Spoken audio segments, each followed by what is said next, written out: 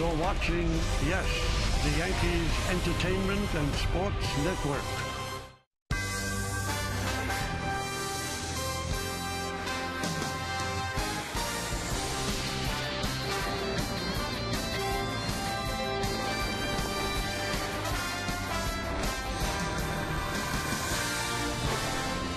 From the George Washington Bridge all the way to Yankee Stadium, it is a beautiful day in the Bronx, and it is time for baseball. As the Yes Network presents New York Yankees baseball. It's the New York Yankees against the Tampa Bay Rays in the middle game of a three-game series from Yankee Stadium in the Bronx, New York. Hello, everybody, and welcome to Yankees baseball along with David Cohn. I'm Michael Kay. Well, the first game of the series didn't go well. The Yankees lost 10-6, and right in the middle of it was CC Sabathia, who got roughed up again. And we'll talk about that as the game moves along. Let's talk about today's pitching, though. And today's pitching matchup is brought to you by the New York Lottery. Chris Archer, who beat the Yankees here at Yankee Stadium earlier this year, 5-3, 2.76. And he'll go up against Ivan Nova, 4-3, with a 3.66. And Nova has been a very, very big bright spot for the Yankees. Indeed, he has. He has got renewed confidence. He looks like a different pitcher. Just his presence on the mound and his simplified approach. He's kind of bagged that slider and just gone fastball, curveball, and what a curveball he's shown. Tight spin, down and away, burying right-handed hitters. Ivan Nova looks like he's here to stay. He looks like a man on a mission. His numbers are very, very good. His last time out, he threw a season-high 112 pitches. He's given the Yankees more than 7 innings in his last 3 starts, but he lost his last start against Tampa Bay against Chris Archer, and that was June 23rd here at the stadium. Well, yesterday was Alfonso Soriano's first day back in his second time around with the Yankees. It wasn't that great. Our Chris Sheeran caught up with Soriano and reviews that day when we get back right here on Yes.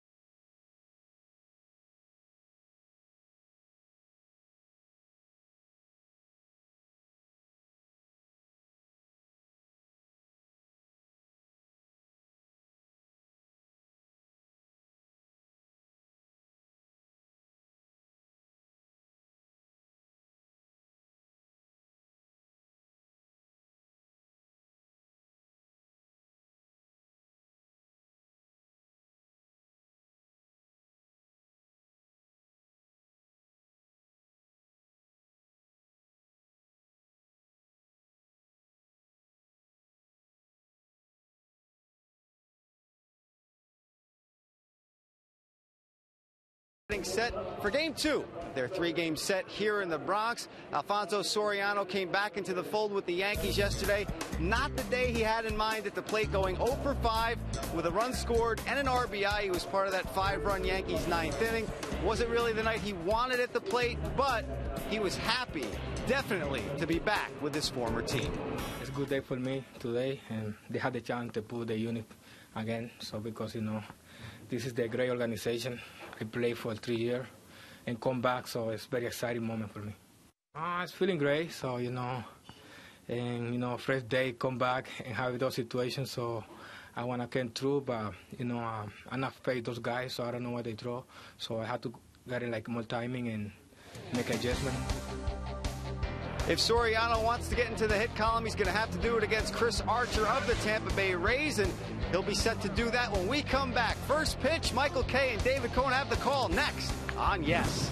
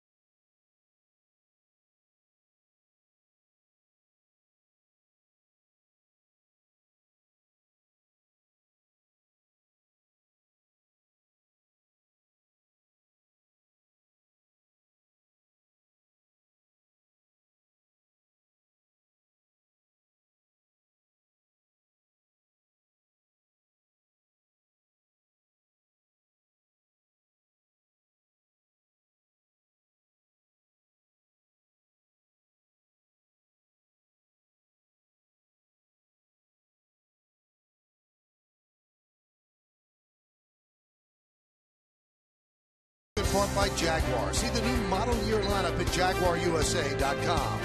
By United, flying to more destinations than any other airline on Earth. And by Chrysler, imported from Detroit. Ivan Nova on the mound. Let's take a look at the Rays starting lineup that he's going to face. The first place Rays at 61 and 42. They lead off their center fielder Desmond Jennings. Evan Longoria, the third baseman, bats second. Batting third, the rookie right fielder Will Myers. James Loney at first base. He'll clean up. The number 5 hitter is the second baseman Ben Zobrist. Matt Joyce, the DH, will bat sixth. Batting seventh and playing left field today, Kelly Johnson. Jose Molina will catch. He'll bat eighth. And batting ninth and playing shortstop, Yunel Escobar. Take a look at Ivan Nova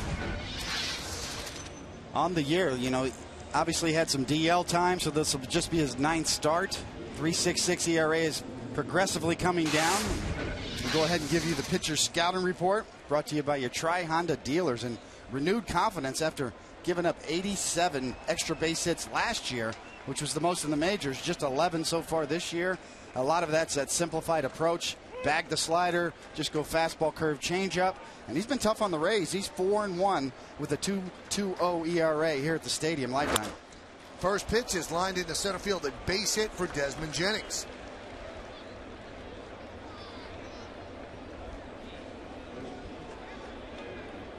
So a leadoff single for Jennings.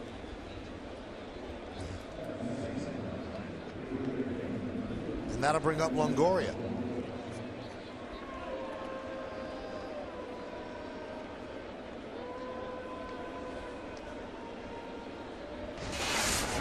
Evan has an 8-game hitting streak.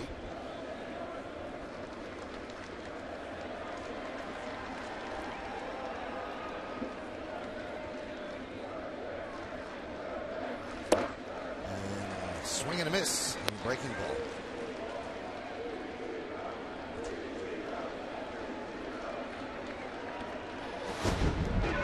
You just look at the Rays, you know, Michael, in the clubhouse today before the game and on the bench. There's just a life to a team that's hot, playing well. They know they're on a roll. They're confident.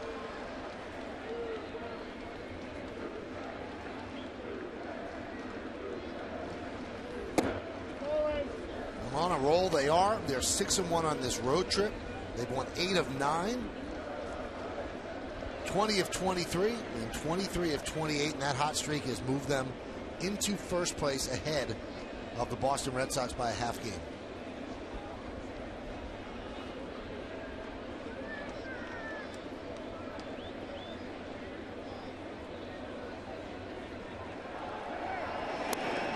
Kind of one of those in-between days here in the Bronx, Michael. You know, with the cloud cover, the sun's kind of peeking in and out, and kind of noticed there that Longoria started that at-bat with sunglasses on, and then in the middle of that bat took him off and threw him to the on-deck circle.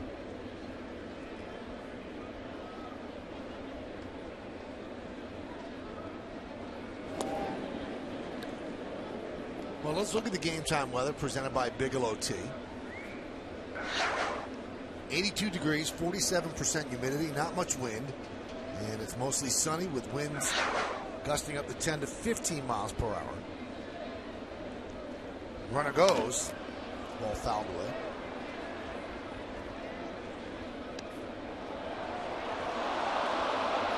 Yankees baseball available in Spanish by hitting the SAP button on your television. SAP is brought to you by Infinity.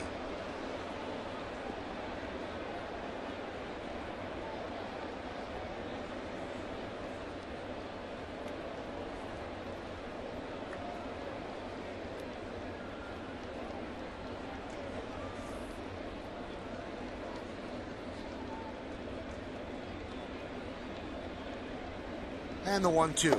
Swing and a miss. Got him.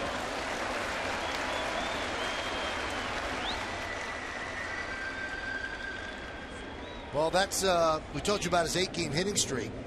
Now he has a 17-game strikeout streak. 25 strikeouts in his last 72 at bats.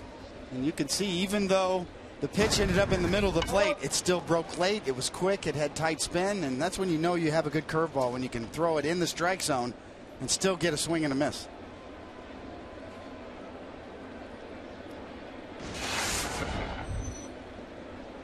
Here's Will Myers.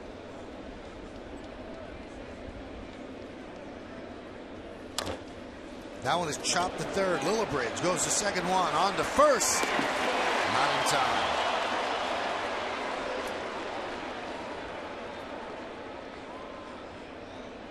The quick release by Cano made it pretty close at first base, but Myers beat it out. You know, Myers runs well, too. You see Cano so smooth around the bag. It's all arm strength, all wrist snap. And Myers clearly beats that throw. And as we said, we talk about Myers and his hitting ability and hitting for power and top prospect. He runs well, too.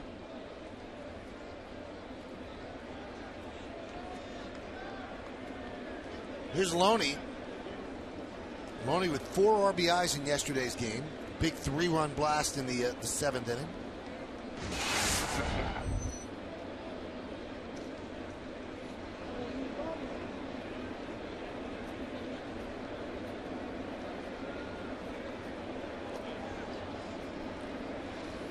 That 3-run home run kind of bailed out Joe Madden in some wacky maneuvers with his bullpen in the 9th inning, because it did give them proper breathing room. Some Tampa Bay people were even scratching their head at some of the moves that Madden made in the 9th inning to turn it into a save situation for Fernando Rodney. But the Rays held on.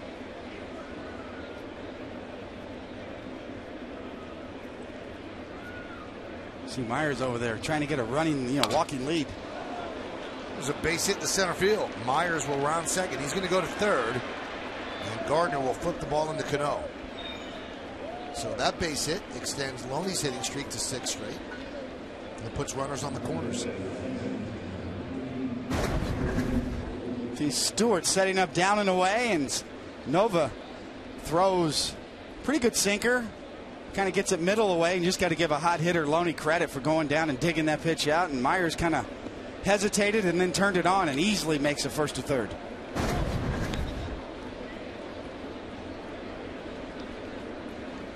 Loney's hitting everything. We saw the 3-run home run was up and in last night. A tomahawk job off of Adam Warren, and then covering that pitch down and away on the sinker.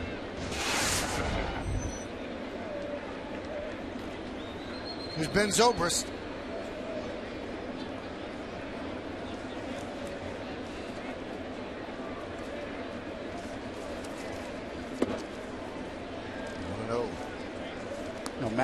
Joe Madden was quoted after the game and said, that he needed those guys to throw. Those guys that he put in that game last night needed work. They hadn't thrown in a long time, and he said in a perverse way it might have worked out well. Nonetheless, you don't want an under duress moment after you've been up 10-1.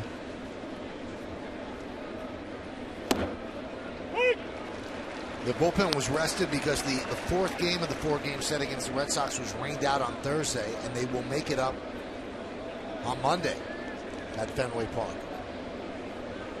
And David Price is going to start that game for the Rays.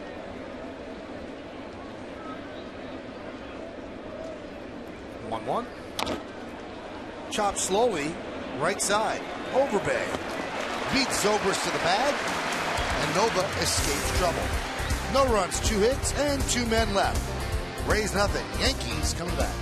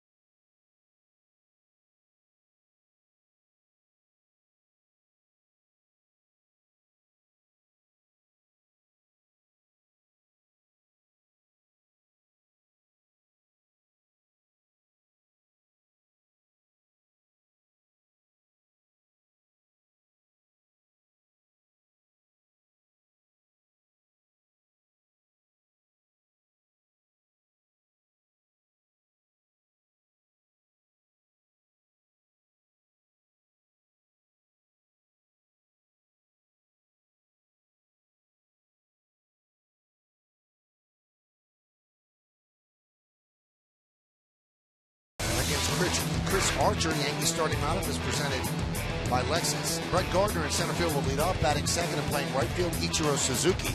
Robinson Cano at second base hits third. Cleaning up the DH today, Alfonso Soriano. Lyle Overbay at first base will bat fifth. Batting sixth, playing left field, Vernon Wells. Eduardo Nunez at shortstop will bat seventh. The number 8 hitter is the third baseman, Brent Lillibridge. Chris Stewart with a pinch hit RBI double yesterday. He'll catch, and he's going to bat ninth. Get a look at the young Chris Archer. Good uniform look, too. The high socks, old school style. This will be his 11th start. Great numbers across the board. 25 walks and 41 strikeouts. He's been getting better control as of late. And let's go ahead and give you the pitcher scouting report brought to you by your Tri-Honda dealers. And here you go. Another young power arm coming out of the Rays organization. He was the number 2 rated prospect in their system, right behind Will Myers. And they're both here and both contributing. And he's coming in hot. He's 3-0 with an 0.41 ERA in his last three times out. And a put-away pitch, well, he's got one. You know, he throws the ball up to 95 miles an hour, but his slider was rated the best in the International League and the best slider in the Rays system. And when he gets 2 strikes this year so far, batters are 11 for 102 off of him. That's a 108 batting average with 9 walks and 41 strikeouts. That's getting it done. Let's check out the defense behind the youngster. In the outfield, Kelly Johnson's in left, Jennings in center, Myers in right. Infield, Longoria, Escobar, Zobrist, and Loney. That's third to first. Molina, outstanding defensively behind the plate, and Chris Archer is on the mound.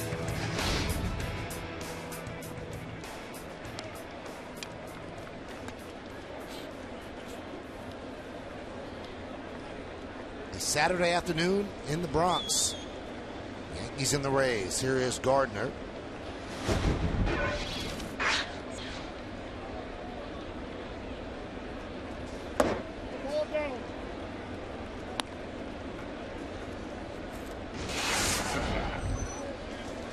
Yankees come into this game with a 54-49 record.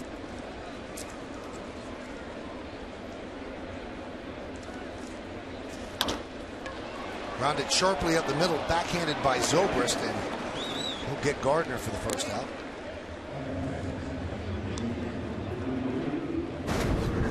Well, that's the thing about Zobrist. You know, he plays all over the field. He can just about play anywhere, but playing second base and covering this kind of ground, he has really done well. Very rangy defensive player.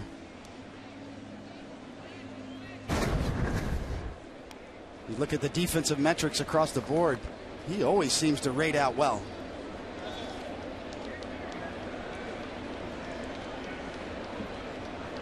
Here's Ichiro. Swings at the first pitch and skies it to right center. Jennings got a good jump to run it down for the second out.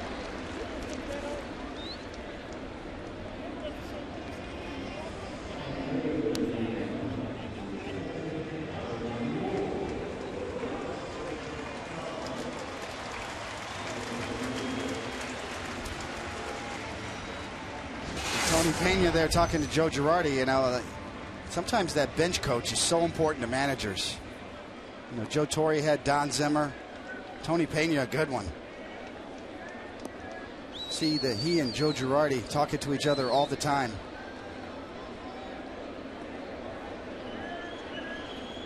Here's Cano, and the pitch is high. 1-0. You know, the thing is, Michael, it's about credibility, you know, and I don't think Joe Torre could have had anybody more credible than Don Zimmer. You know, Tony Pena has managerial experience. He's a great manager, led the Dominican team to the World Baseball Classic Championship. And one of his star players on that team has a 1-1 count at the plate.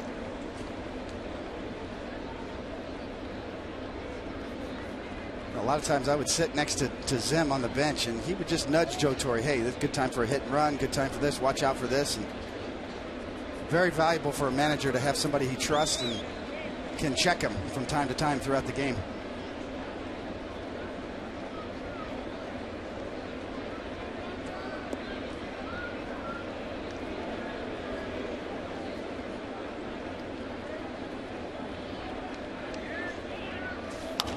Fouled away.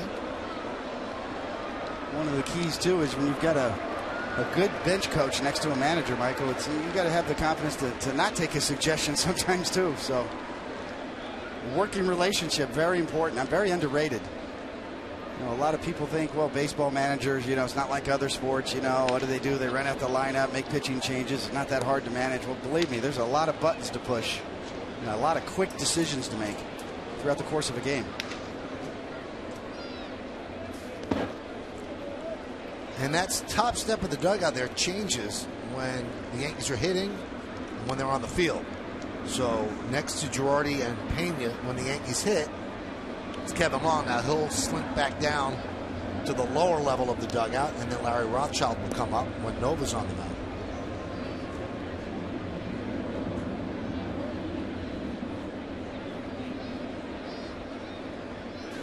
Swing and a miss. Strong inning for Archer as Cano strikes out. An 8-pitch inning for Chris Archer as the Yankees go down 1-2-3. We go to the second. Nothing.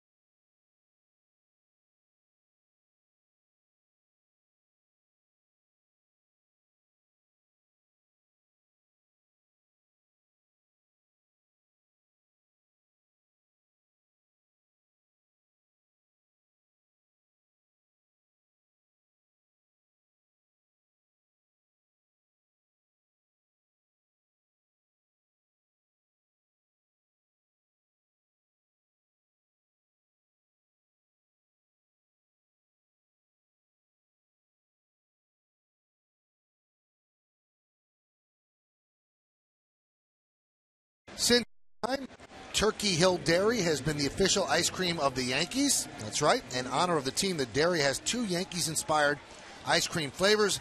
Bronx Bomber Sundae, premium chocolate ice cream with chocolate cookie swirl and chocolate-covered crunchies. That's right there.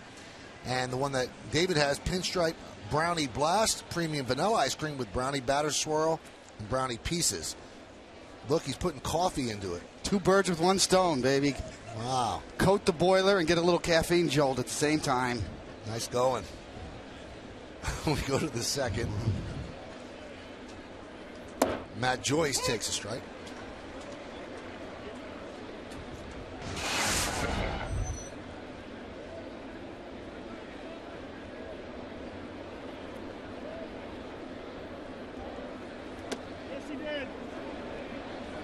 So we thank Turkey Hill for bringing the ice cream up to the booth. Impressive first inning for Chris Archer. Really put down the Yankees in quick order, just 8 pitches.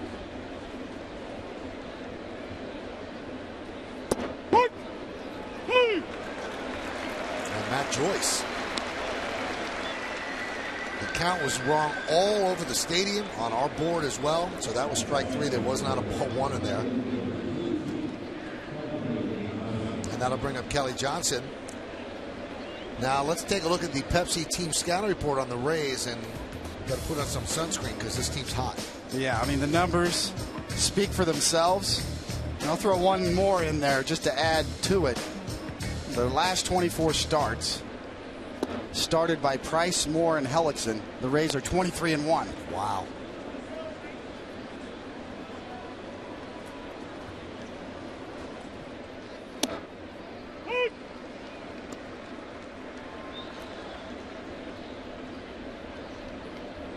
The last time they didn't win a series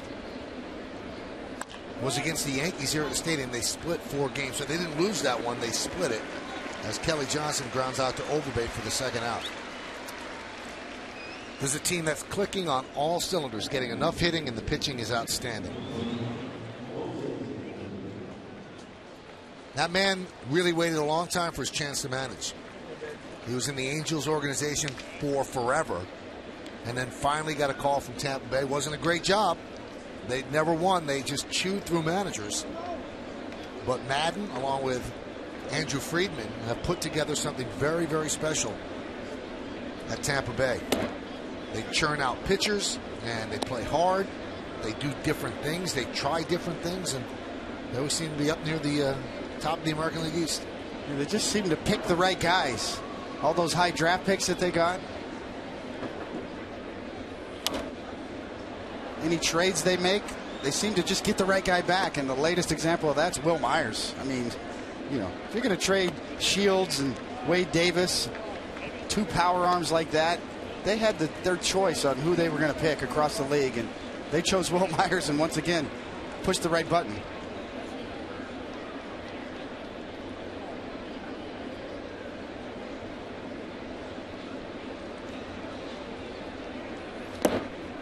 Now you could say, well, of course they have good players in the minors because they always pick near the top of the draft. Well, not necessarily. You see Joe Madden's resume. Not lately. Yeah, David Price is at the top of the draft, but other players that you see out there, Chris Archer is not a first, second, or third pick in the first round. So they have a formula that they look for, and they execute it very well. They couldn't have found a better fit than that guy. With, as Michael said, the formula that they have, they probably couldn't afford to retain James Shields. They knew they were going to probably have to trade him. But he looks like an Evan Longoria clone at the plate to me. I mean, drives the ball all over the field, hits righties and lefties. James Loney, a guy that was a free agent after being thrown into the deal between the Red Sox and the Dodgers. And they took a flyer on him. He's had a great year. He's batting cleanup. And then they make great trades. You know, Archer came over in the Garza deal. And then they trade the two pitchers that David mentioned, and they get Will Myers. So this team seems like it develops pitchers better than position players, and then they use some of their pitching to fill in position holes. Grounded foul. And it's amazing they do it on a low payroll, and it doesn't seem like that team is caught on at all in Tampa and St. Pete. They don't draw big crowds. It's almost like they play in anonymity. But they're a good team. Right now they're in first place. 2-2. Molina making Nova work. You know, a lot of talk about their venue down there, and they catch a lot of heat for playing down at the Trop in St. Petersburg, actually, rather than Tampa. And, you know, with the catwalks there, and, you know, if they ever get the venue problem solved down there and get some more revenue going, watch out. 2-2. Grounded softly to second. Cano is there, and that will do it as the Rays go down in order 1-2-3. We're going to the bottom of the second. Alfonso Soriano will lead it off for the Yanks.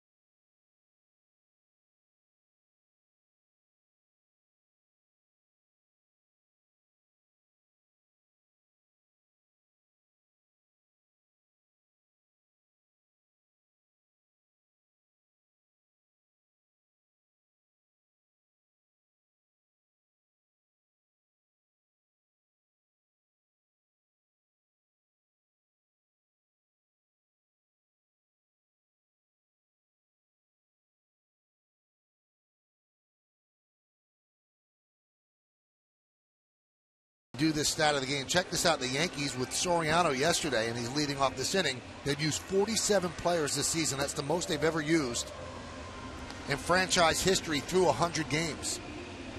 Now, this is the record for in a season. So in 05 and 08, they set the record at 51. And David, I don't like their chances of not breaking that record since they haven't even called up people for the month of September. But a lot of people that they call up, they've already used anyway. But Alex Rodriguez comes off the DL. Boom, that's 48 right there. So I like their chances of getting to 51 and more. Yeah, without a doubt. Sort of have to take a poll and see what the over and under is on that number or where it's going to end up at the end of the year.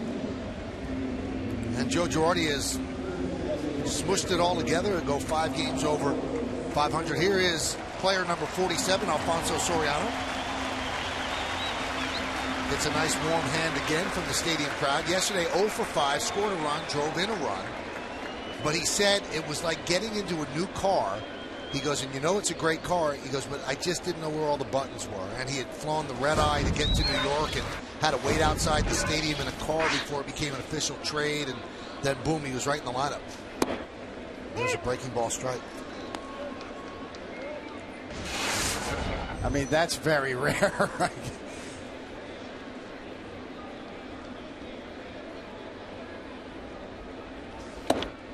And what happens if the trade doesn't go through and you're waiting outside the stadium? And it goes back to LaGuardia.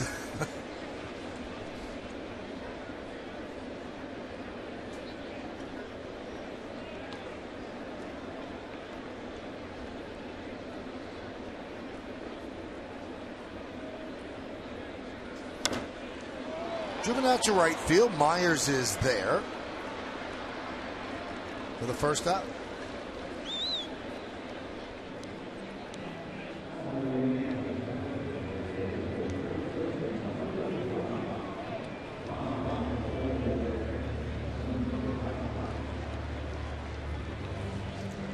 Now, this Yankee offense, this is a stat that we've all looked at each other about because it's startling. The Yankees have gone 8 straight games without hitting a home run. That's the longest for any American League team this season, and 1 game shy of the longest such streak in the majors, and that's 9 games. The Marlins had that in April as Overbay lines one to center for the second out. And then you might say, when's the last time the Yankees had 8 straight games without a home run? You have to go back to 1984 when they had a 10-game streak. And making it more amazing, David, those 8 games, 3 at Fenway Park, 4 in Texas, and 1 here at the stadium. 3 places that conducive to hitting home runs have not been able to get 1 out of the park.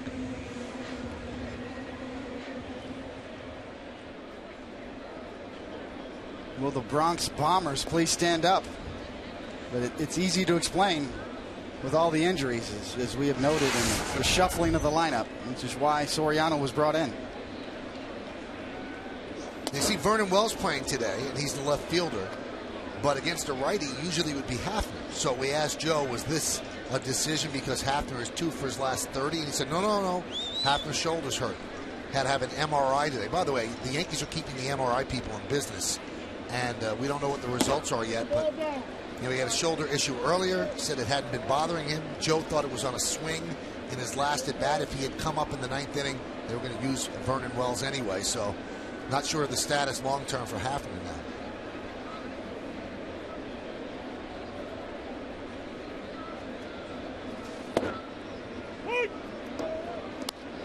And that is our injury report brought to you by Montefiore Medical Center, Inspired Medicine. So a sore shoulder, 205, 12 home runs, 37 ribbies, and a lot of that damage you see there is damage that was caused in April. Since then, he has not really done much.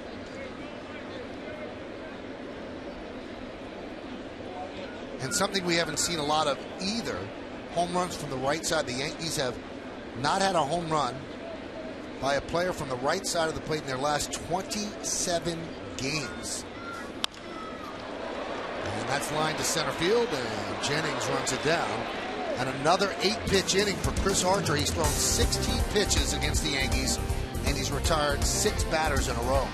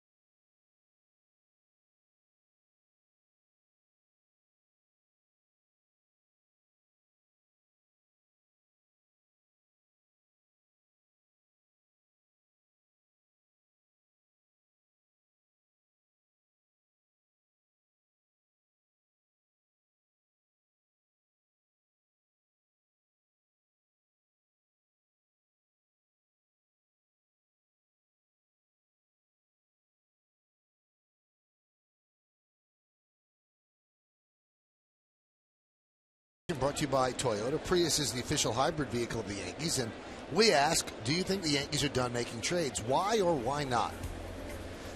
Jesse Rose 3 said no. With the uncertainty that this year has brought, there is no way the Yankees are done making trades. I would think that there's probably a trade or two coming before the trade deadline, which is the 31st of July. Yeah, it's about the matchup. You might see some teams, as you hear of general managers really across the board, talk about how frustrating the trade market is and prices are high, and you might see some creativity in terms of maybe 3-team deals to try to get the matchups going. Follow Yes Network. Tweet us your responses using hashtag Yankees Prius to keep the conversation going. Just count 0-2 on Yunel Escobar, the number 9 batter in the Rays order.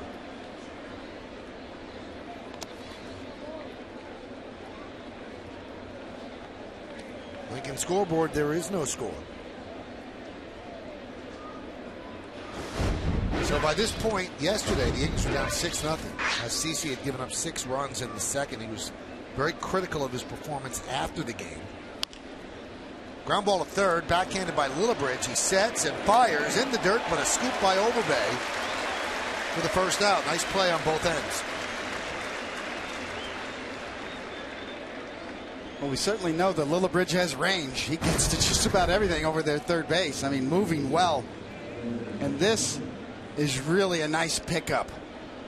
You get over there deep in the hole, make that throw, and you got a guy Overbay over there just to clean it up for you. No problem. I got you.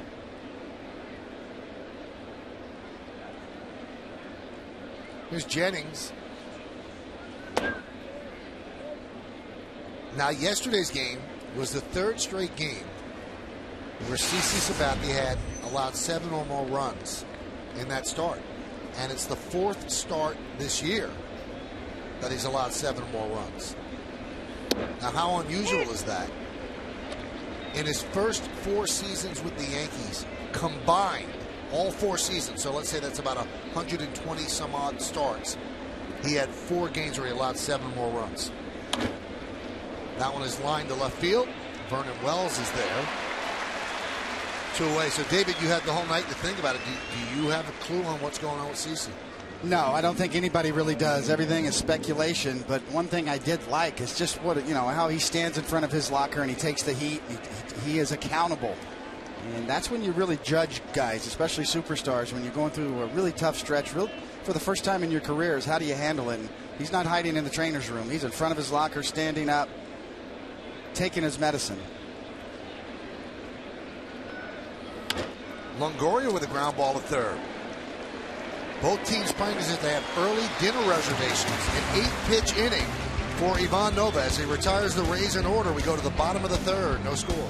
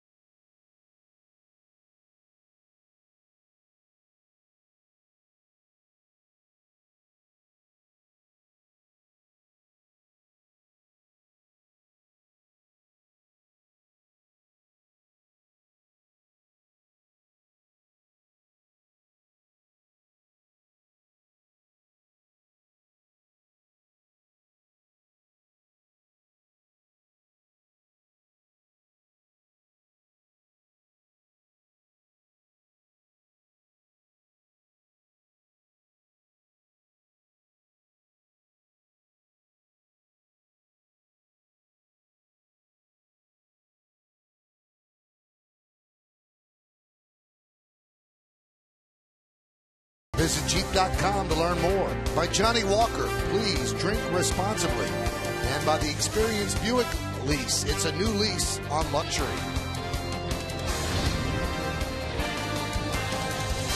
Now the Rays are red hot, but they didn't start off that way. David Price spoke earlier today about how the team handled that slow start. He wants us to have fun. He keeps us loose. We never press. You know, even when we were 7 games back and in last place for however long it was, you know, you never felt panic in the locker room. You know, not one time did he come in and be like, all right, guys, you know, we got to win this series. You know, it's always focusing in at the task at hand, and that's just that same game.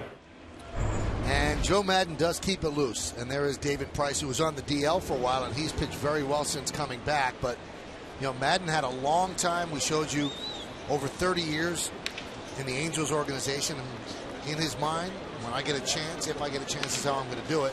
Kind of laid back, has fun, has themed road trips where they get dressed up as if, you know, they're in the 50s and stuff like that. And he just tries to keep it loose. Yeah, he wants clubhouse jokesters. He wants pranks. He wants, you know, the clubhouse to be loose.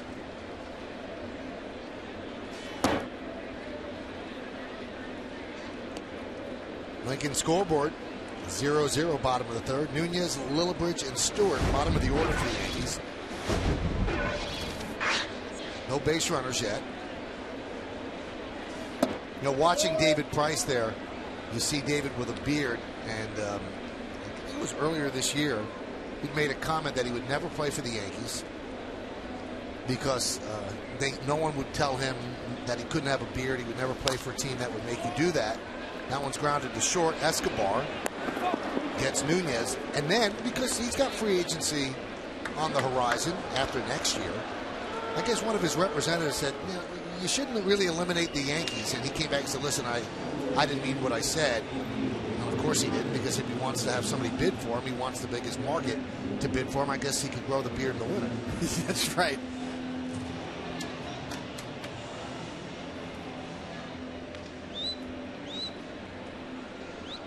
Be interesting to see what they do with him, David, because I don't think that they can afford him. Not with the payroll that they have. I'm talking about the Rays. So do they cash in on him a year early? Do they just take him into free agency and get the most they can out of him? Be interesting to see. They usually make the right decisions with things like that. Well, they're playing to win right now, so I'm sure they'll put that decision off. If you make it to the playoffs, he's your game 1 starter.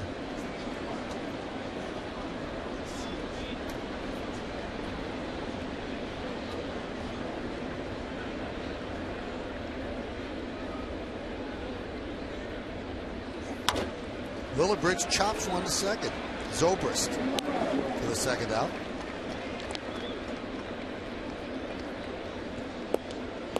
Now you can say that Madden keeps it loose and that's why they win, but they win because of this. You have 4 starters out of your 5, and they pitch the way they pitched. You're going to win games. Price 4-1, Moore 6-0, Hellickson 6-0, Archer 4-0, and Hellickson has the bloated ERA at 2.09 during that stretch. That's pretty good. Well, that's why they have a bounce in their step every day they come to the yard. They just feel like whoever they run out there, they're going to be in it, and they've got a chance to win.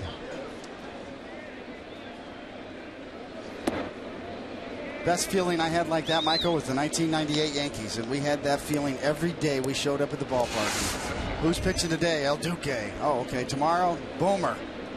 The next day, Andy. You know, it just was on, and you pass the baton and you keep running.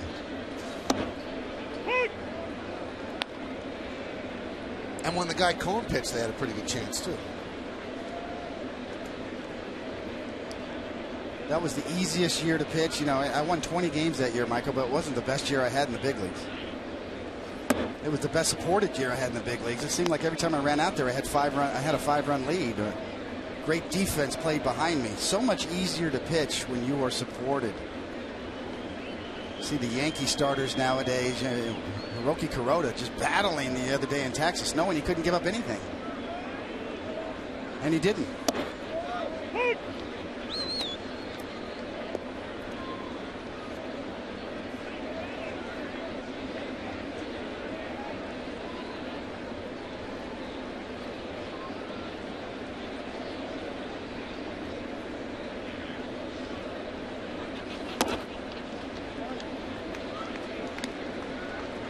Stewart works it full.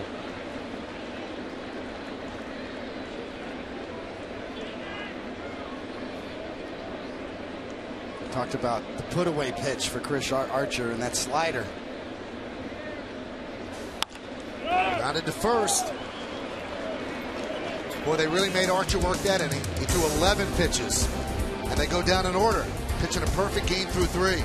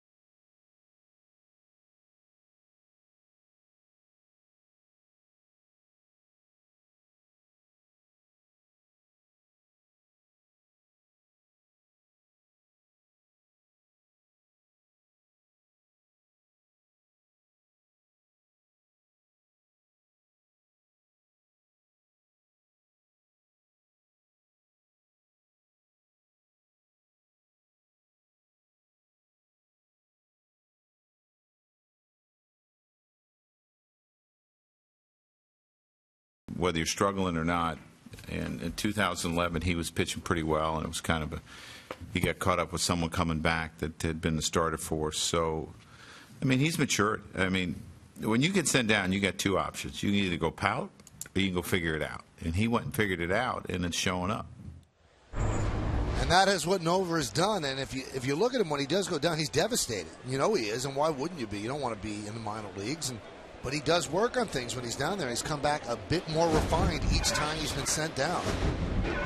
Here's Will Myers.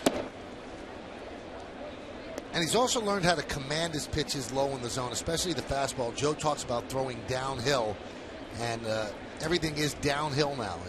And we see when CeCe gets in trouble, the pitches are up in the zone. But Nova had no. Well, that's a great point, Michael. And if you look at Nova's year last year, we mentioned it in the scouting report, 87 extra base hits he gave up. That led the majors, tied with Ian Kennedy. It seemed like one good inning, and then boom, boom, double homer.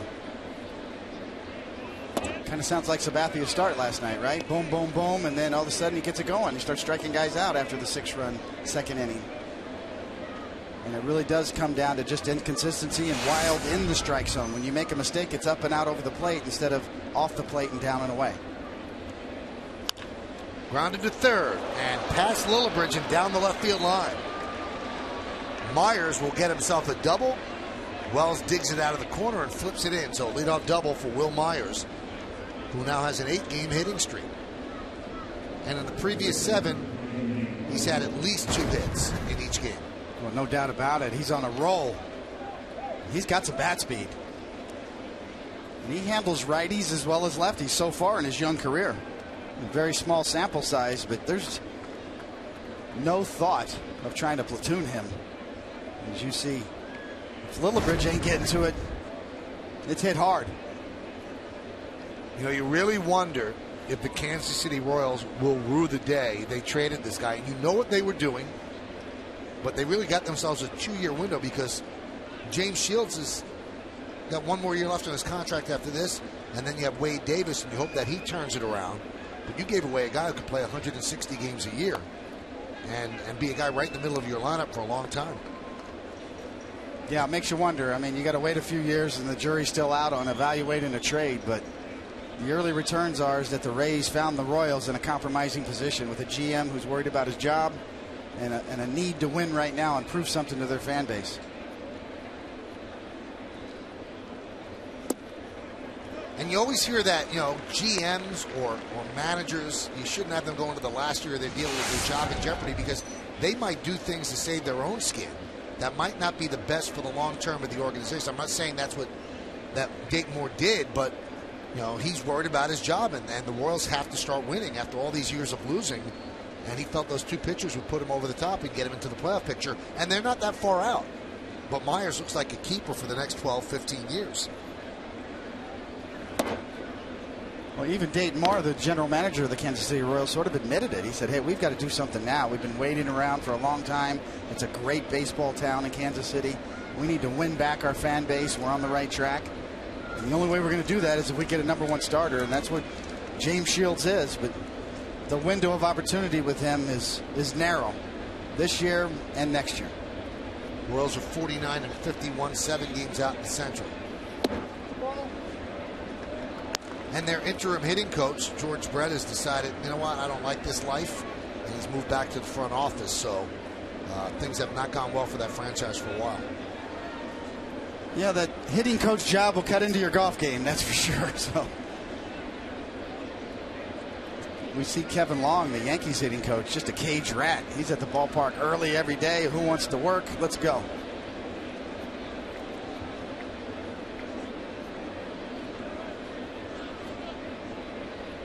(3-1) and Loney works a walk. All right, let's check out the New York State Smokers Quit Line quiz. Call 1-866-NY-QUITS for free help today. Here's the question. In 2002, Ichiro finished second in the American League with 208 hits. What two Yankees finished first and third that year? 2002.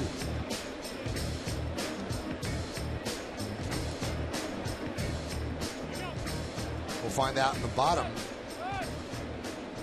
of the fourth.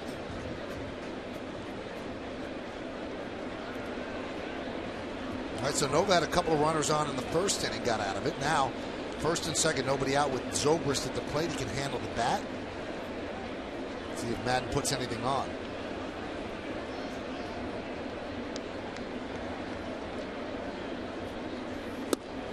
Hey! 95-mile-an-hour fastball strike. He's got good stuff. No doubt. Great pitcher's body, 6'4", maybe 6'5". Solid as a rock, you know, built to last. And the whole question with Nova is all about command and his delivery, and he really has refined that delivery. But working here from the stretch, needs to get the ball down.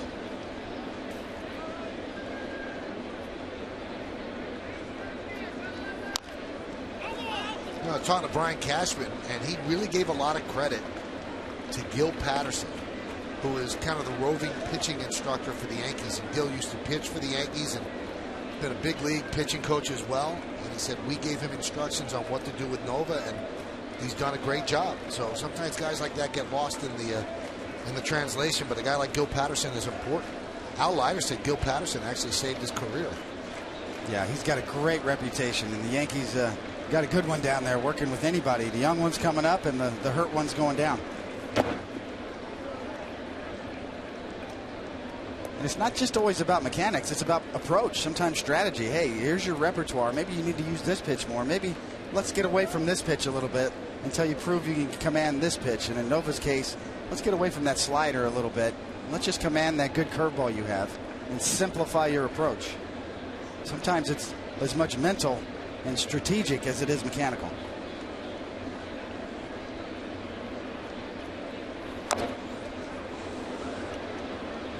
That could not have felt too good.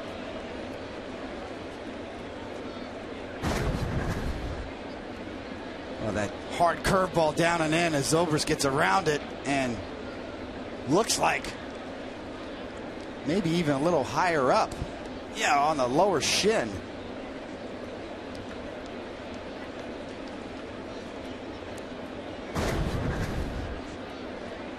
That's going to take a little while to walk off, and need to find a shin guard in the dugout and put it on. I bet you his next at bat will have one on right there.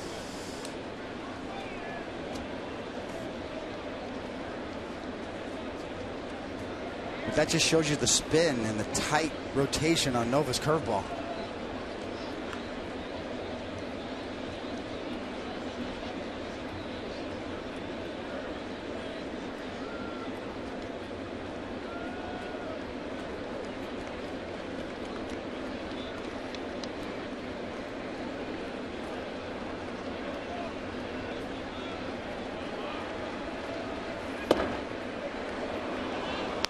Now, a lot of pitchers, when a guy fouls something off and hits his ankle or his foot, they'll come right back in again.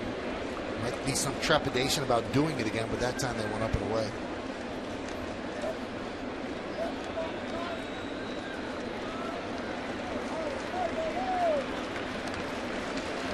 Swing and a miss. Got him.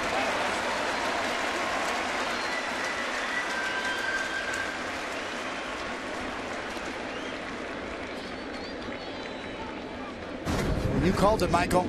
Right back to it, and even better, and down. Look at Zobrist.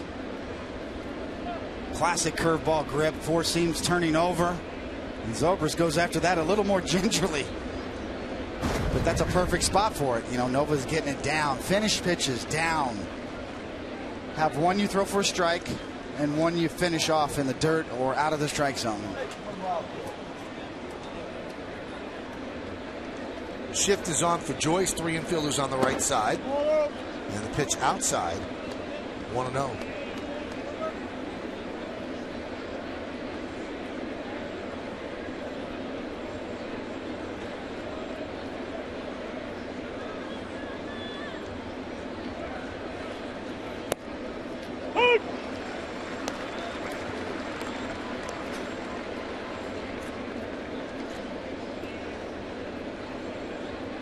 That's why Nova has so much value, Michael, because you're getting a jam here, first and second. He's got the ability to miss bats, to get a big strikeout. Look like trouble now. You're a ground ball from possibly getting out of this.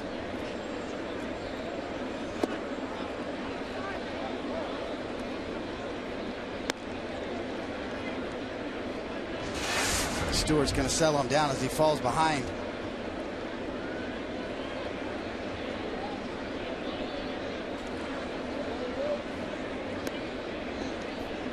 Nova has had a lot of success against Tampa Bay here at Yankee Stadium. 4-1, 2.20 ERA.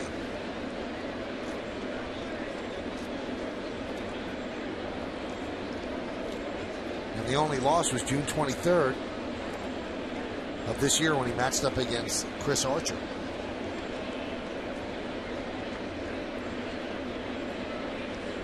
Two-1. 2-2.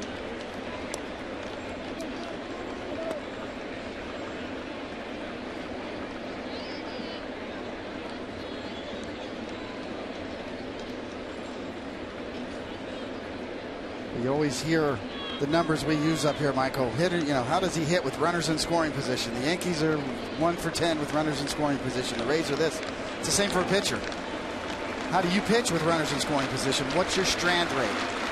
How often do you leave them out there? 2-2. Just missed. Dialed that one up to 96.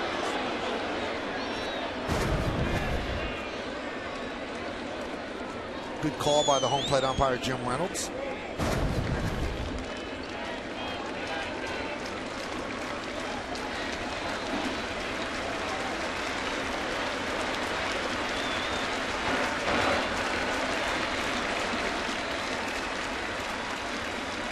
Swing and a miss, got him.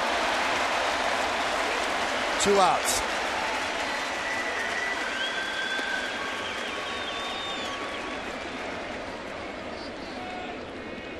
We talked about Hellickson last night with that changeup. Why don't they look for it, sit on it? Everybody knows Nova's got this down and in curveball, but the rotation's so tight that he's swinging a fastball. He's got a split second to make a decision and recognize the pitch. The tighter the spin, the harder it is to recognize. And that's how you get guys to swing at balls in the dirt.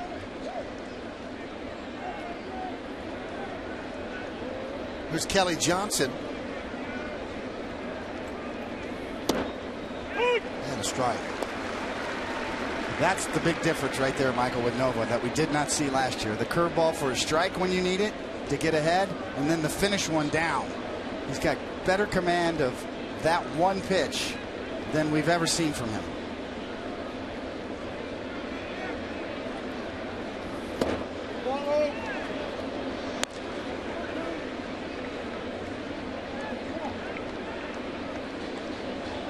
Can't let up here, though. Nothing worse than getting 2 strikeouts in a jam and then letting up a little bit. Got to finish it.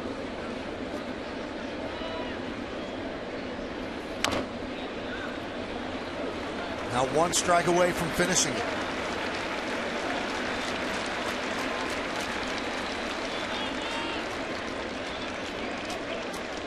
You might ask, why is Chris Stewart going out there twice here? Well, it's early in the game. It's important. But a lot of times with a man on second, Stewart will go out there and they'll decide what pitch to throw. And then Stewart will go back behind home plate and not give any signs. Just in case the guy on second base might be tipping off his hitter, Will Myers in this case, after seeing so many sequences of signs. No signs.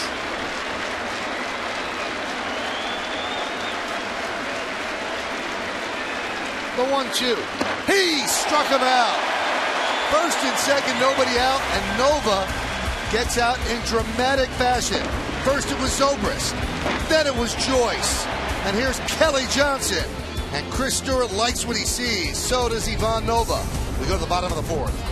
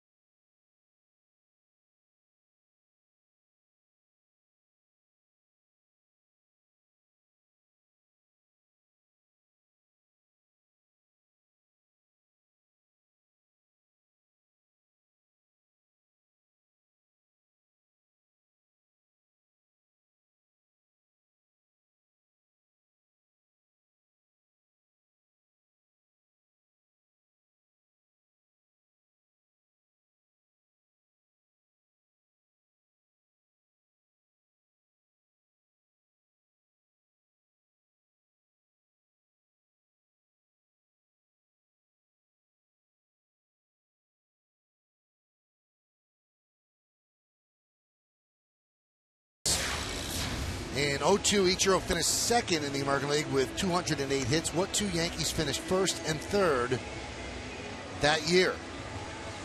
Big Bernie's one of them. Maybe Soriano? Gotta be.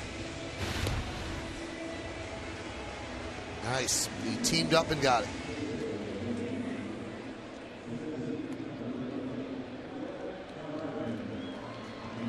Got a Brooklyn Nets fan in the house. And it's a 0-0 game in the house, bottom of the 4th inning.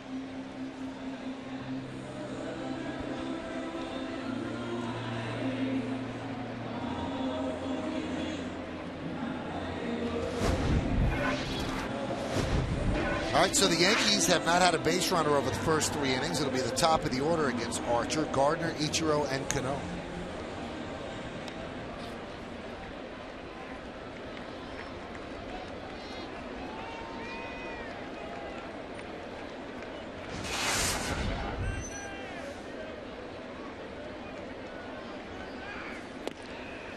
Now, Derek Jeter was eligible to come off the DL today, and they decided that they were going to have a simulated game. And we see that a lot when a player's ready to come off the DL. Well, we'll give him one more day and test him out. So the test is with a simulated game. Joe Girardi met with the media and said it's at an undisclosed location and we are not telling you where it is. So, we've looked all around. He's not there across the street in, the park, but I'm sure he's somewhere in New York. We just don't know, and the Yankees aren't telling us. State secret. It is a secret. The best guess would be Staten Island, where the Yankees have a beautiful facility, but for some reason the Yankees said we are not telling you where it is. So there's a chance, if it goes well in the simulated game, that Derek could be back tomorrow.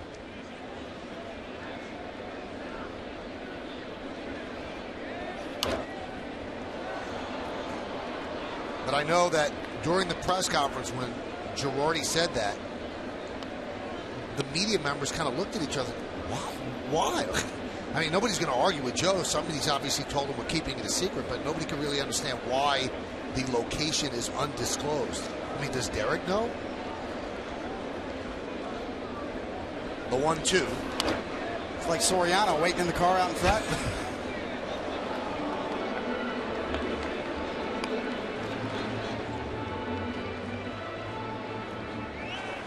Can I get out of the car yet?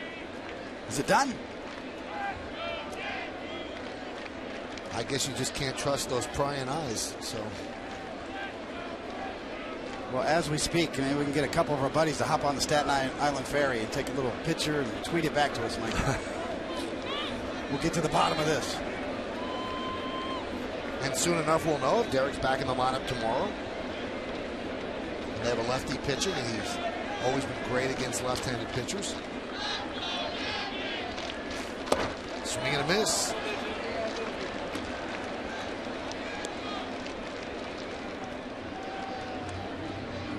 That's going to bring up Ichiro Suzuki, and he's 20 away from a really incredible milestone. 20 more hits, and he's at 4,000 for his career, combined with what he did with the Blue Wave in Japan and the Mariners and the Yankees. I like those helmets the Blue Waves are featuring there. And there's a strike to Ichiro.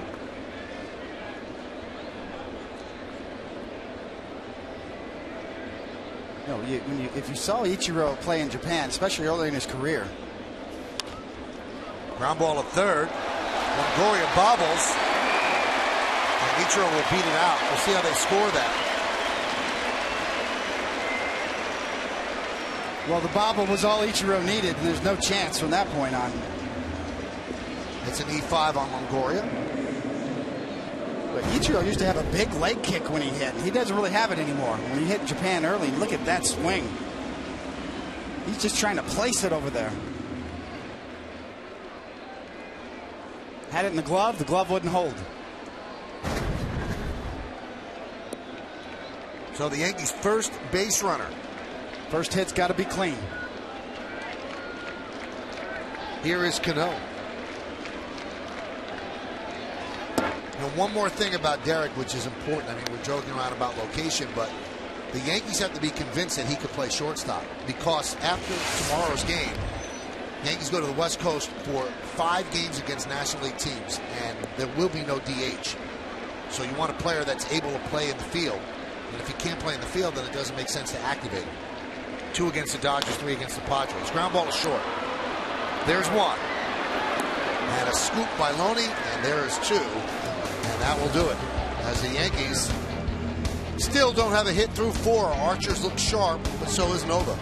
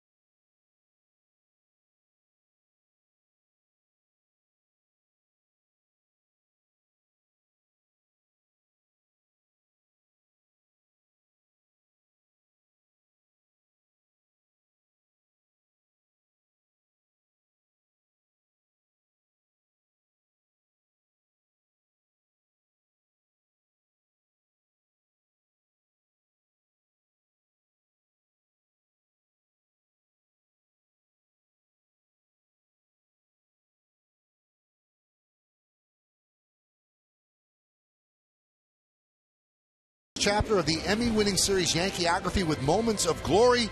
And on the next episode, get the inside story of Tino Martinez's memorable grand slam in Game 1 of the '98 World Series. It's Chevy Presents Yankeeography, Moments of Glory, Tuesday at 8:30. Only on, yes, and I'm glad they're doing the Yankeeography on that, because that's an iconic Yankee postseason home run.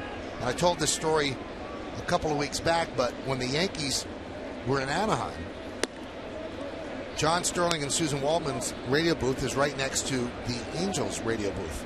And one of the Angels broadcasters is, in fact, Mark Langston, who gave up the home run. And the story behind the home run is that everybody on the Padres side thought the 2-2 pitch was a strike, and then Tino would not have hit the grand slam. It would have been strike 3. But John came over to Langston and introduced himself. He said, 2-2 pitch, really? I mean, that's still on his mind all these years later. And it will be right to the end. You know, I've said it before. You know, I love Tino, but if I'm Mark Langston, I want that pitch too. I mean, generously, you could say, okay, borderline low. But in my opinion, that was a pitch that's called a strike, more than it's called a ball. And that 2-2 pitch led to this 3-2 pitch. That's a 3-2. Swung. I did the call on the radio side, David, and I had laryngitis, and that one actually physically hurt.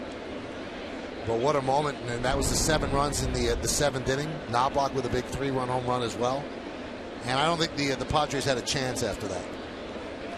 Yankees ended up sweeping them and finished the season 125-50. And that was a huge home run. Our bench just lit up when Tino came through. And the interesting thing about that home run, and you might remember, David, you know, the Yankees won a championship in '96 with Tino. They lost in the playoffs in '97. Tino had never really had big postseason series. Hadn't really come through. Helped the Yankees get there, but kind of wilted in October. But that was his first really, really big hit. I think that loosened his collar a bit after that. Escobar, a drive to center field. And Gordon puts it in. That's a great point, Michael, because that led to many more dramatic postseason home runs for Tino right through 2001. But you know, if you think back to '96, it was Tino who was benched, right, by Joe Torre in favor of Cecil Fielder. And I don't think I've ever seen a player more angry than Tino Martinez when he came to the ballpark during the World Series in 1996 and found out his name was not in the lineup. And it was a tough call for Joe because Yankees played 3, 4, and 5 in Atlanta where there was no DH. So he had to decide between Fielder and Martinez. Here's Desmond Jennings.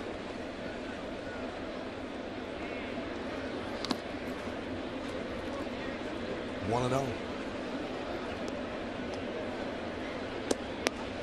And in that Moments of Glory Yankeeography, you'll hear from Langston, you'll hear from Tino, all the people involved in that big moment. It's a great new venue for Yankeeography.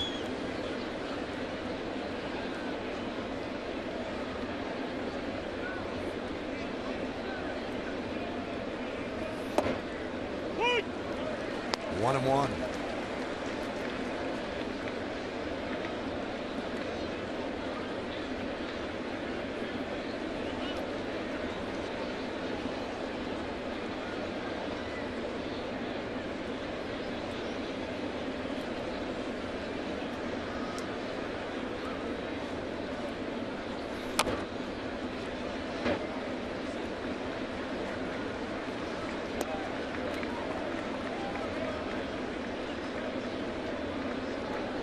Nova just looks more confident on the mound, Michael, even when he gets in trouble. We saw last inning.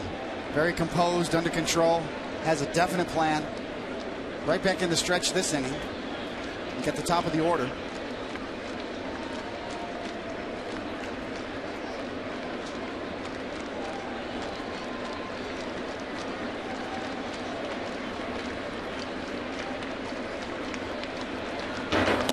Swing and a miss. Jennings down on strikes.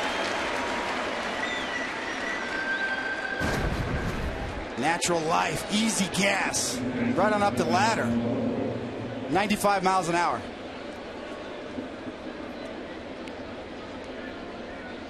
jumps out of his hand.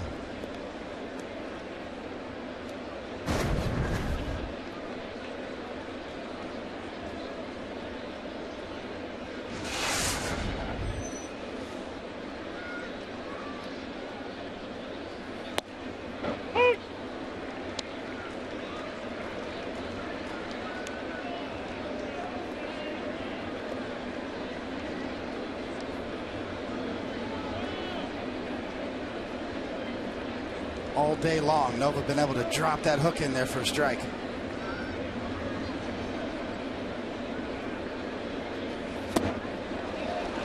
Oh, 2. Just beautiful. The one for the strike, and another one to back it up that's not a strike, but looked like a strike.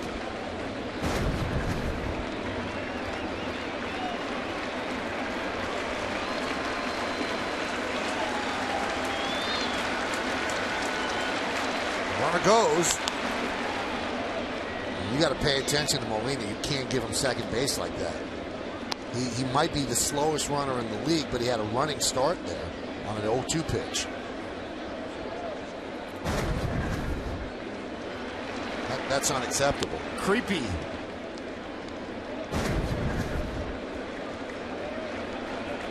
Like trying to sneak back into the dorm after hours.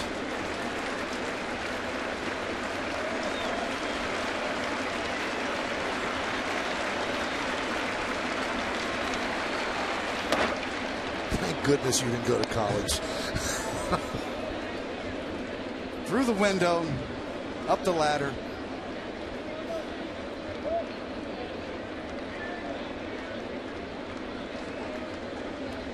See if Nova tries to go back up the ladder here with Longoria, or back to the hook, down and away. Runner goes. Swing and a miss. Longoria down on strikes. No runs, no hits, no errors, and one man left on base at the end of 4.5. We are halfway through, and we've got a pitcher's duel, 0-0.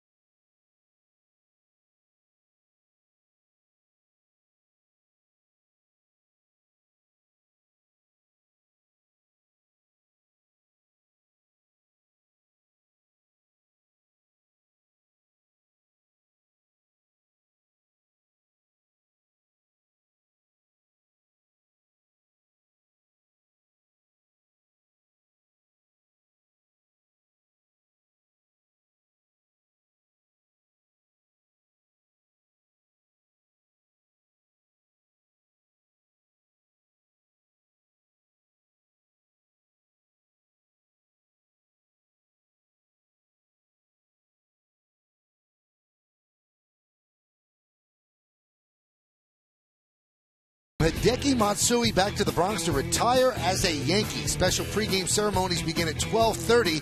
We'll have it all on Yes, and the first 18,000 guests in attendance receive a Hideki Matsui bobblehead presented by AT&T to commemorate the day. For tickets, log on to Yankees.com, visit the stadium ticket window, Yankees clubhouse shops, or call Ticketmaster at 877-469-9849. And there is the bobblehead that you will receive tomorrow. Hideki holding his World Series MVP from 2009. And he'll be here. Yankees will sign him to a minor league deal, and then he will officially retire as a Yankee. Here's Soriano. Fly ball, center field. Jennings puts it away for the first out. And he is now 0 for 7 as a Yankee, Soriano.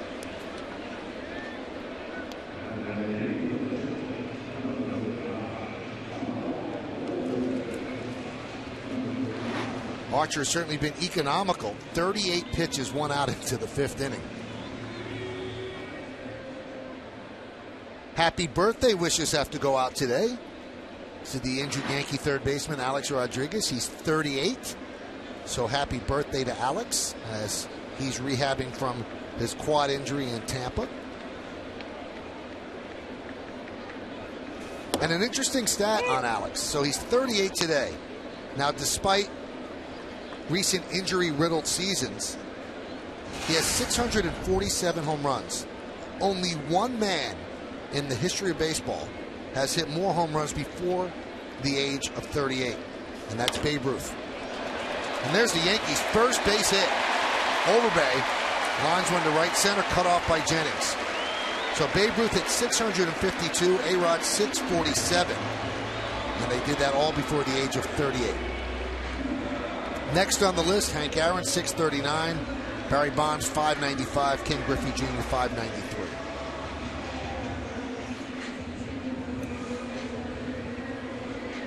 So base hit for Overbay.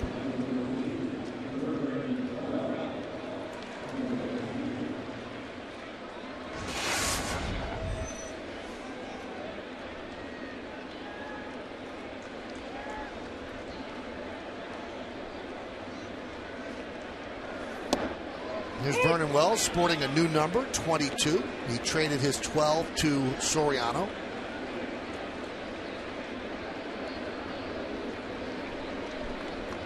Now, they supposedly have an arrangement, and Soriano said, I didn't give him anything, but I will get him something. And then he joked, he said, you know, Vernon makes a lot of money too.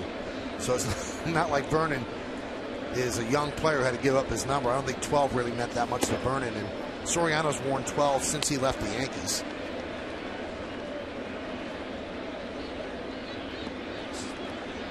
He was wearing number 58 when he hit his first major league home run, I think. And then he went to 33.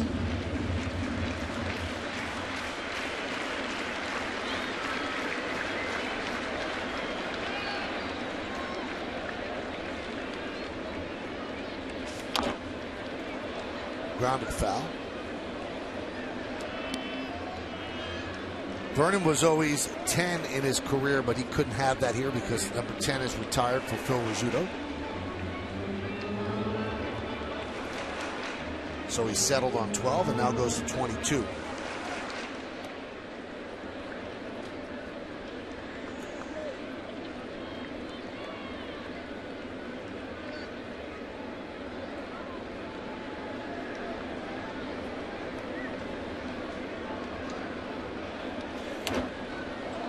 Now, speaking of the great Scooter, Phil Rizzuto, when Derek Jeter comes back and steps on the field as a shortstop, remember he DH'd in that one game that he played, Derek will become the oldest shortstop in Yankee history at the age of 39. Right now, that belongs to Phil Rizzuto, who played that position for the last time on August 2nd, 1956, and that was 312 days after his 38th birthday.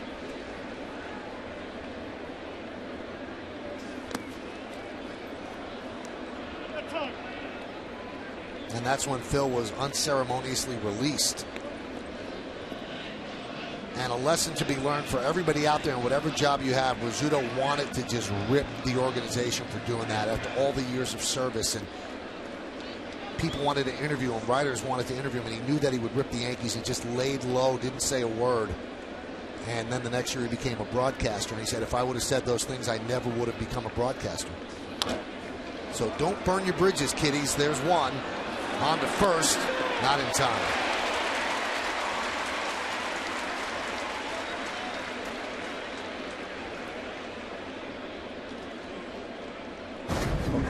Close. Bang, bang. Let's take a look at that on Yesmo, brought to you by your Mercedes-Benz Tri-State dealer. And Yesmo says yes, he was safe. Good call by John Hurstbeck, the veteran crew chief. Chris Archer thought it was a double play.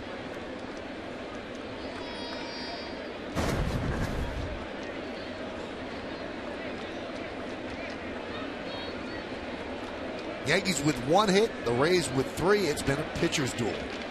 Here is Nunez. And a strike.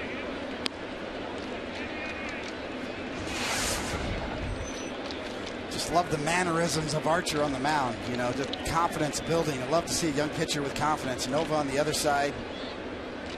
Throws a strike, gets the ball back. The way he catches it. Body language. Grounded to third, Longoria goes the short way, and that will do it. Yankees do get a hit. They leave a runner. We go to the 6th, 0-0.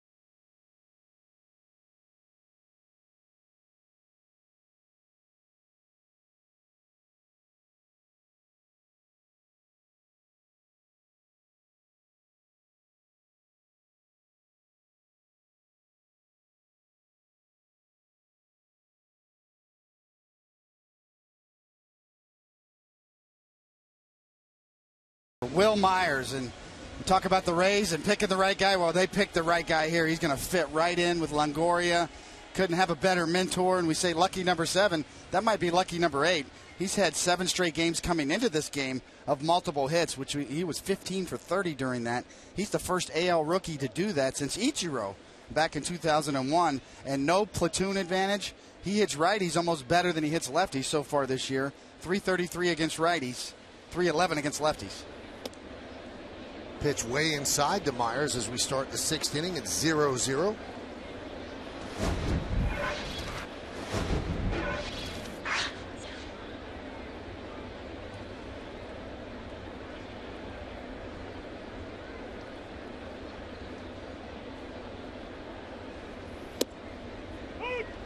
Fastball strike, 1-1.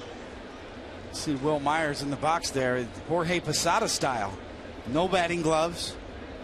Little spit, little dirt. Go to hacking.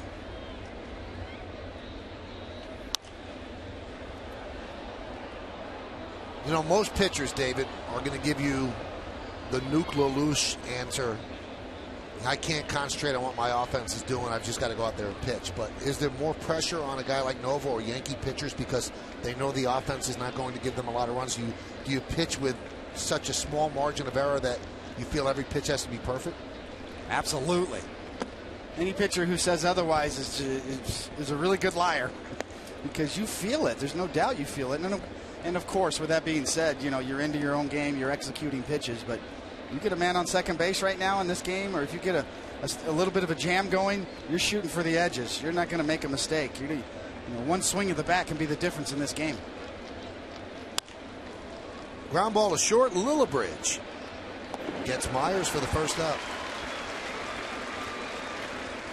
Well, Nova's been dealing, and boy, his curveball has really been sharp today, and David mentioned that coming into this, and it's no different in this game. It's not just about the sharpness, it's about the command. You know, he can get it in the strike zone, you can get called third strikes with it, and then you can go down and out of the zone, and that's a great combination back and forth.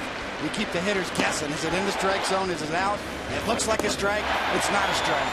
And that'll cause you a fist pump. and a little strut off the mound.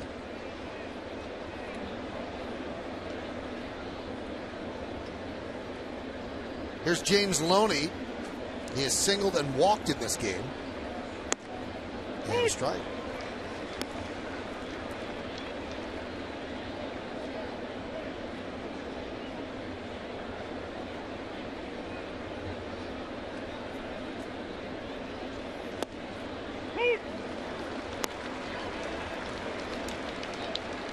Let's break out the changeup. Von Nova. He might have thrown one before that, but that was probably the best one he threw all day at 85 miles an hour off his 95-mile-an-hour heater. That one is looped into shallow center, and it's going to dunk in for a base hit. So Loney keeps on keeping on.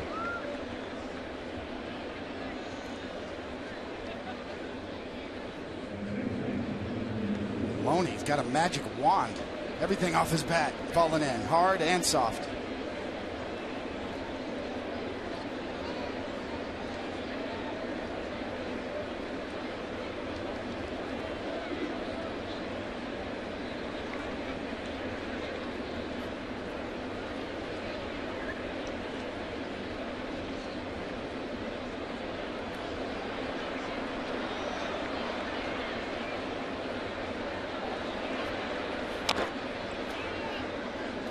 This game's going to the birds, Michael.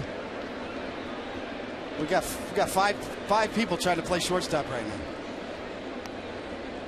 Or not people, obviously, but well, no one living being could replace Jeter. 5 creatures, 4 creatures, and 1 Jeter replacement.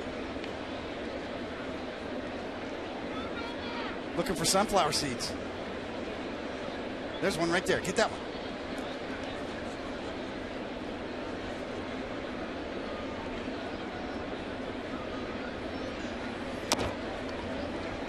There's a chopper to Overbay. Fires to second to get the force. Nice play by Overbay.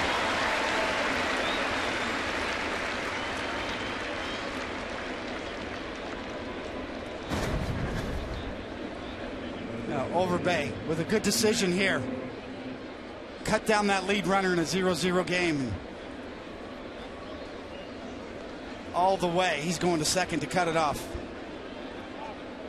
Plenty of time.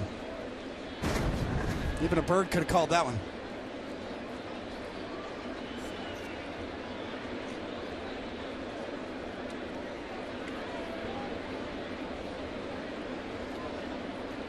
There's Matt Joyce, who has struck out twice in this game.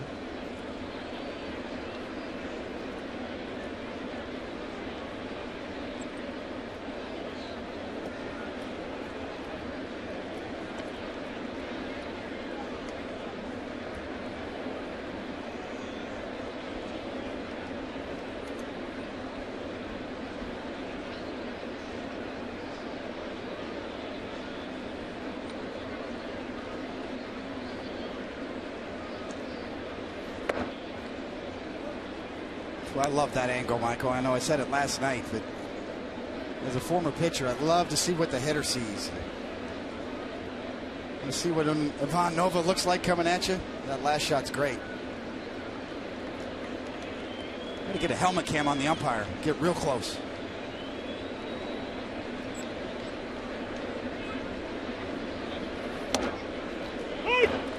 Haven't they had that in the postseason, I think? I think they have had it at times. Maybe even on the catcher's mask? Yeah, they've had it on the catcher's mask. Some exhibition games they've done it.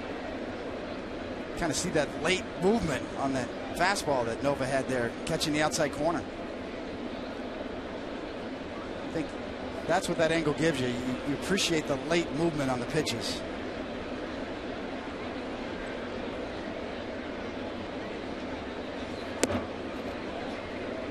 Good take there from Joyce as that curveball goes down and in. I think, you know, as a pitcher, Michael, you can get more out of that angle. If you want to be somebody who studies video and trying to look for things, you know, if you're Sabathia last night, you're looking for things. This is what I try to be studying today. What's the hitter seeing? What am I doing? What's my front shoulder doing? Am I flying open? So a lot of times when a pitcher flies open, that allows the hitter to see the ball sooner out of your hand, as opposed to hiding the ball so well, and then at the last minute boom, it comes out of your hand and they don't pick it up. The sooner the hitter can find that slot where your release point is, the longer he has to recognize the spin. 2-1. 2-2. See that movement down and away from Nova. Natural life on that fastball all day long. Running hard away.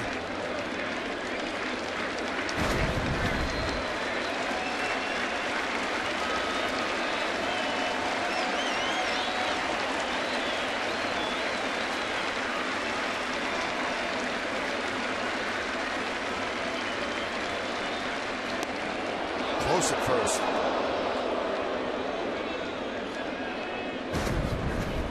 See Zobrist. Oh, a little flinch. And then just a belly flop back and barely got back.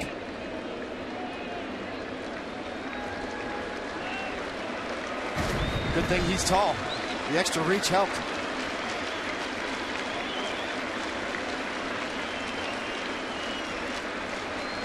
Runner goes. Throw to second. Not in time. Stolen base for Zobrist.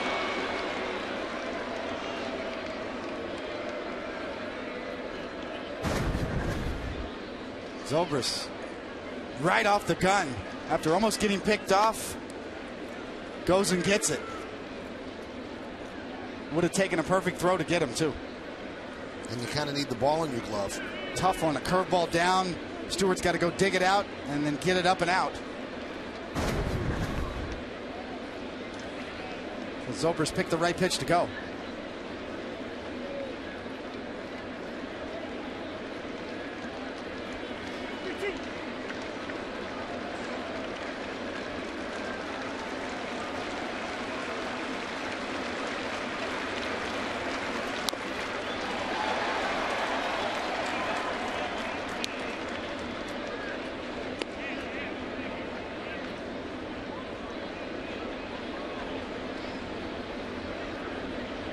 Different equation, Michael. Here's the answer to your question you asked me. Do you pitch a little differently because you know it's a 0-0 game or the other pitcher's dealing? Well, 3-2 curveball right there to Joyce.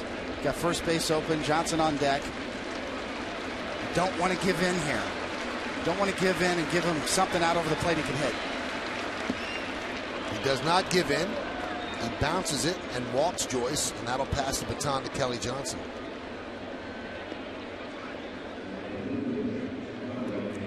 That's okay. You got a fresh count, start over. You got a 0-0 game. That's one of my contentions, Michael, with the category whip. You know, walks plus hits. You know, walks in a lot of the sabermetrics stats are just considered bad altogether. You know, a walk is a bad thing and it counts against you. It counts against your whip. Sometimes a walk's a good thing. Not giving in to the certain hitter, pitching around a certain hitter. Walking a guy like Longoria in a certain situation or Cano in a certain situation is a good thing. Well, one of the best examples of that was El Duque. Sometimes he would walk the bases loaded to get to the batter that he wanted. I mean, not on purpose, but he threw what he thought were perfect pitches. He was not going to give in. If he walked you, he'd get to the guy he wanted. Get a fresh count, start over. And you did that a lot. Yes, and especially on days I was struggling, you know, and I didn't have my good control, and I'm falling behind today. You know, it's so easy. Pitching coaches say, you got to get ahead, you got to get ahead. Yeah, we know. How do you pitch when you fall behind? Do you give in? Do you pitch around guys? Can you pitch backwards? Now Stewart wants to talk with Nova. Here's a prime example. Falling behind 2-0. Regather, slow yourself down, still make quality pitches here. This copyrighted telecast presented by authority of the New York Yankees and may not be reproduced or retransmitted in any form, and the accounts and descriptions of this game may not be disseminated without the express written consent of the New York Yankees. Here's a prime example. Don't give in. How are you feeling out there?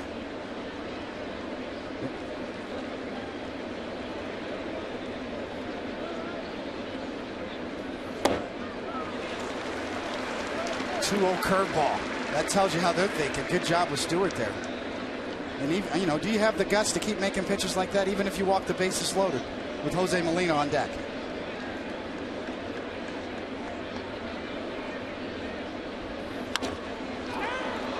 Skied into shallow center. Coming on is Gardner. He can't make the play. Zobrist will score. It's a single for Johnson, and the Rays are on the board. They lead the Yankees 1-0.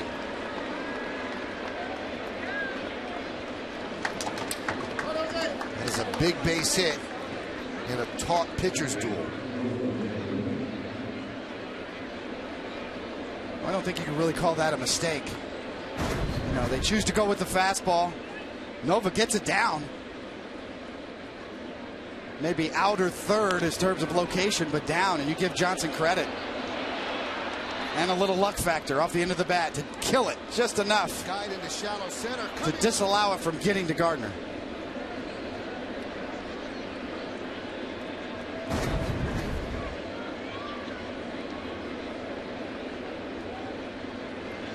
So Rothschild has his say.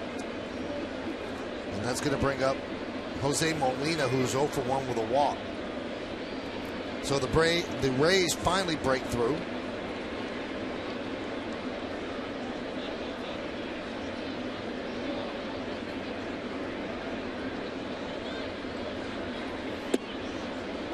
And there's a strike. And Preston Claiborne up in the Yankee bullpen.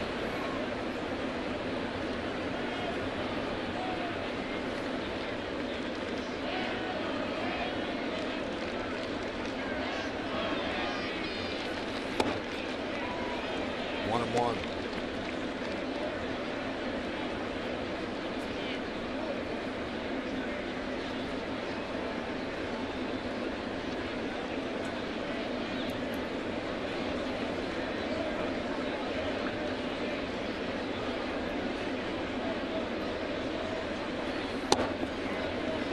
Now 1-2.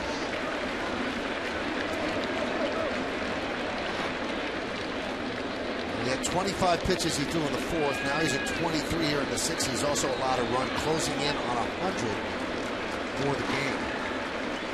1-0 Rays. First and second, 2 outs. The 1-2 to Molina.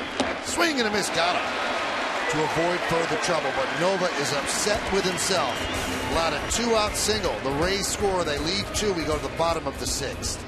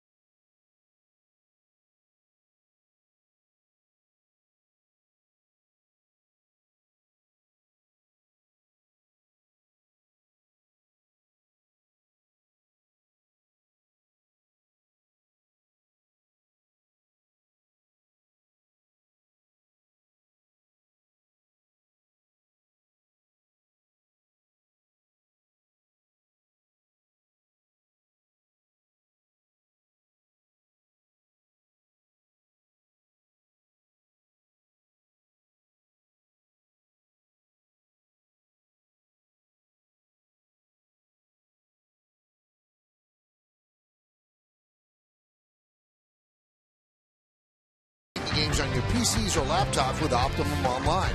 Get a full season of live Yankee games on the go for just $29.99. And if you're an Optimum customer who watches Yes on Optimum TV, go to YesNetwork.com to get more information and subscribe now. Well, the Yankees are down 1-0 as we go to the bottom of the 6th inning. And there's a shot of the Mohegan Sun Sports Bar situated in center field. The Mohegan Sun Sports Bar is a great place to gather and enjoy the game.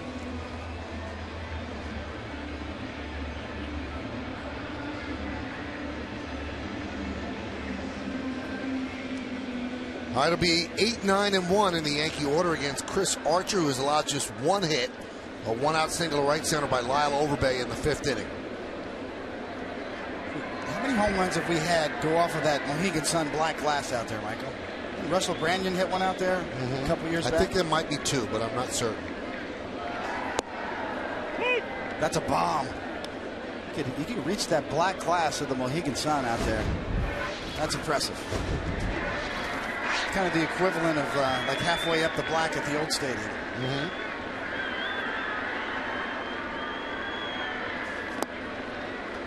0-2.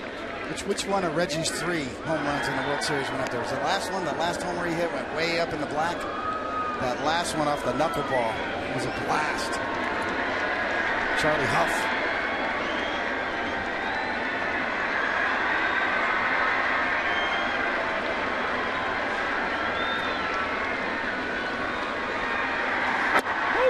Strike 3, Lillibridge down on 3 pitches.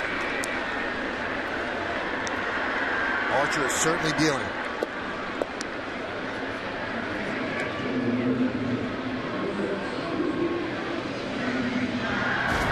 Talk about confidence, just easy fluid gas. Boom, it's in the mitt. Now Archer's not a big guy. He's not like he's throwing, like he's really huffing and puffing out there. All of a sudden the ball's jumping right on by you. Looked like Archer had a little Mickey Rivers move there. After he got the call, you know, the little chicken wing. Chris Stewart takes up an in 1-0. Remember when Mickey Rivers used to throw it and then kind of flap his arms after he threw it?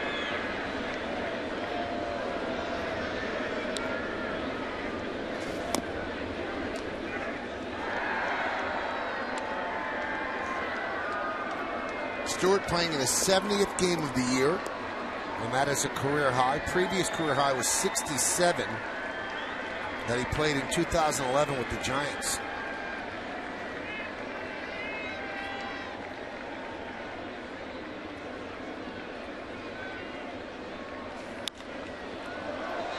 Fly ball left field. Kelly Johnson for the second out. So Archer dealing, as we mentioned. Let's see a little bit about him.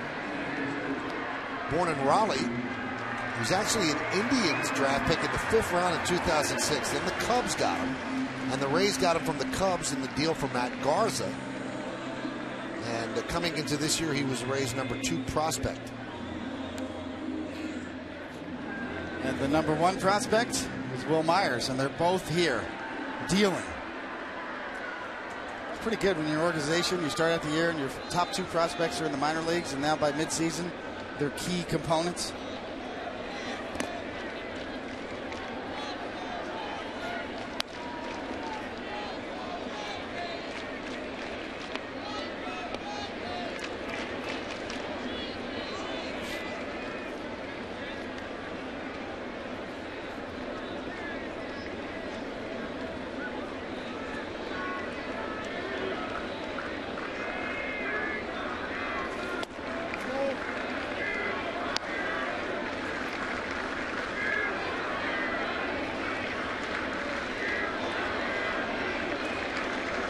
Just love watching the mannerisms of a young pitcher on a roll here. 38-18. Strikes the balls. Fly ball, left center. And that is going to fall in for a base hit. Bounce into the seats for a double. Jennings and Johnson could not get there. So a long double for Gardner. If it doesn't bounce into the seats, he has a chance for a triple. Well, Archer at 95 miles an hour supplies a little extra power, and Gardner does the rest. That ball really carries. And this is going to be easily a triple, except for that bounce.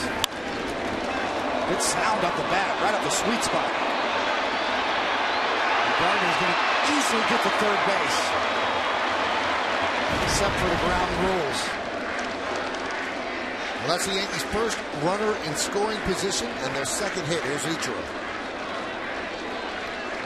It's actually plural, right, Michael? Grounds rules. Grounds rule double. Grounds rule double. Always get that wrong. Because they are the grounds. And the rule of the grounds is that Gardner just got robbed of a triple.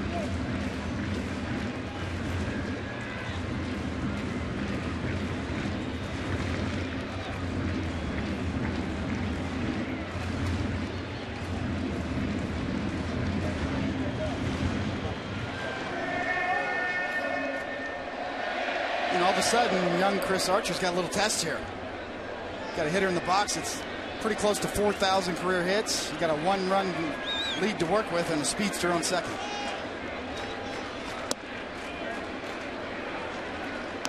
Now 1-0 to Ichiro.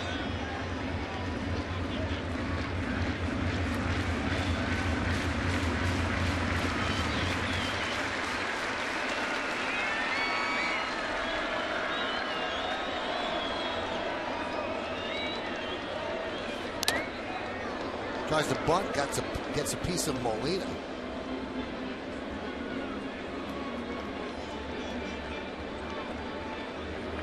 Couple of ways to look at this.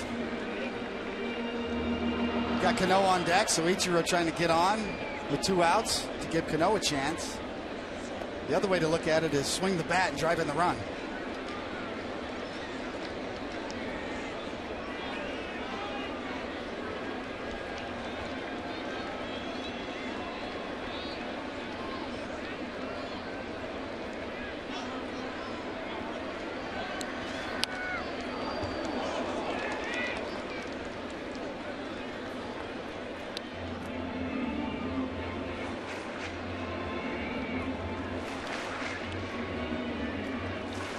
.274 with runners in scoring position. A scary foul ball right over the Rays dugout there. No damage though.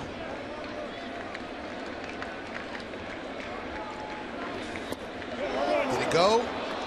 Yes, he did, said Bob Davidson. So Ichiro gets punched out, and that will do it in the 6th. No runs a hit, no errors, 1 left. Did he go? You make the call. Close. We go to the 7th.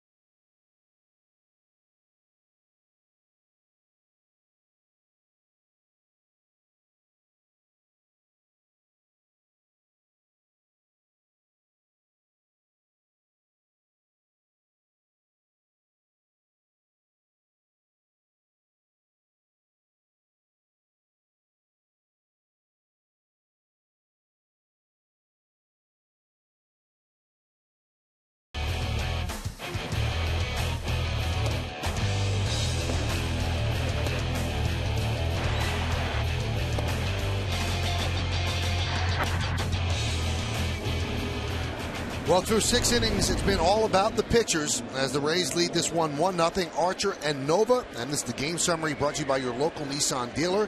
Archer, 6 innings, 2 hits, 4 strikeouts, has not walked the batter. Nova, 6 innings, 5 hits, has allowed 1 run, walked 3, and struck out 8. And the only damage, Kelly Johnson's RBI single. That was in the 6th. Nova's still in there, and he deals high to Escobar. As we start the 7th inning on the Cadillac scoreboard, it's 1-0 Tampa Bay.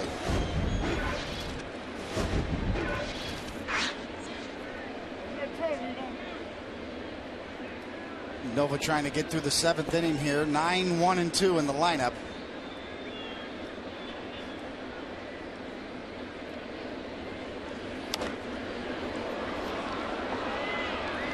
Fly ball, center field.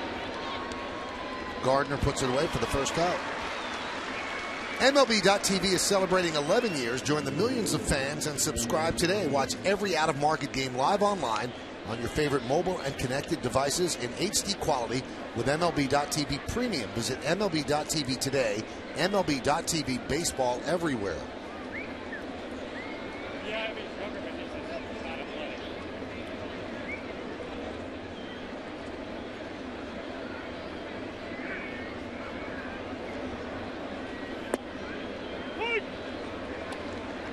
Jennings takes a strike. Jennings is 1 for 3. Led off the game. First pitch with a single. Then a fly ball to left and a strikeout. Ground ball to Lillibridge. He picks it on the backhand for the second out. He has displayed some skills over there at third base. No doubt. He's an athlete and playing in for the speedy Jennings, too. So you really make this the hot corner. In on the grass almost. Not much reaction time there, and he makes it look easy on a backhand. Nothing to it.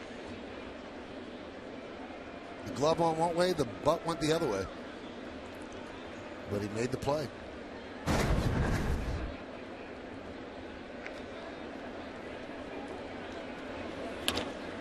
Line drive, a base hit for Longoria. So he's now 1 for 4, 2-out single here in the 7th. And that extends his hitting streak to 9 straight. See Longoria jumping all over that first pitch fastball. Did not want to see any more Nova curveballs. It has baffled him today, and his eyes light up. Thank you. First pitch heater, middle end. He's ready for it.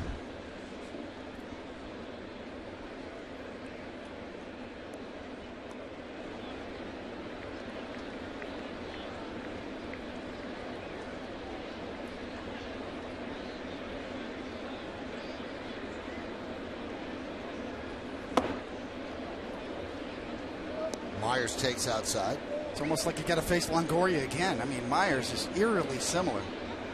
Body type, the way he sets up, the stance, and the bat speed. It's like they cloned Longoria.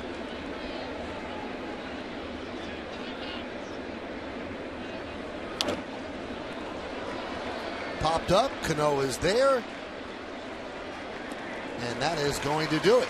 No runs a hit, no errors, 1 man left. At the end of 6.5, it's time for the 7th inning stretch here at the stadium. The Rays lead the Yankees 1-0, but we will stay right here to honor America in the Bronx.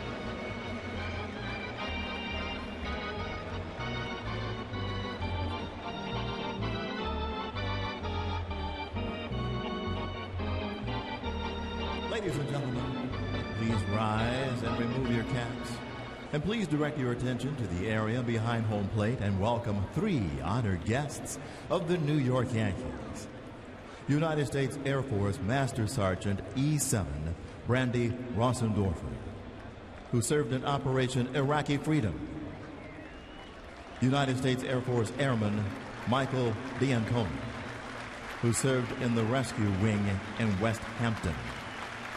And United States Army Corps of Engineers Corporal Gabe Frangione, who served in World War II as part of the invasion of Normandy. The Yankees say thank you for your sacrifice and service to our nation.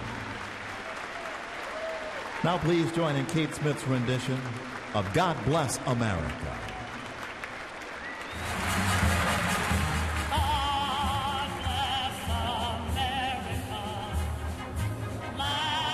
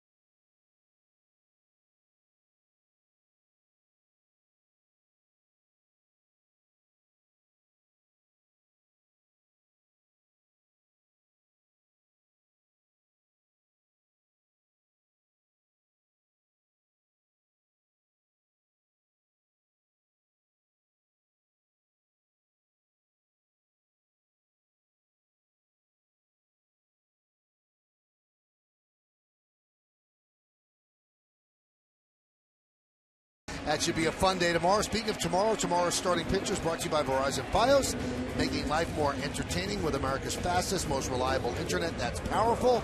Look at Matt Moore's numbers, 14-3 with a 3.17. And Phil Hughes, 4.33 with a 4-9 record. We'll cover the Matsui ceremonies. Everything begins at noon. First pitch will be about 1:07. Cadillac scoreboard, 1-0 Tampa Bay as the Yankees really scratching offensively. Here's Cano. And there's a strike.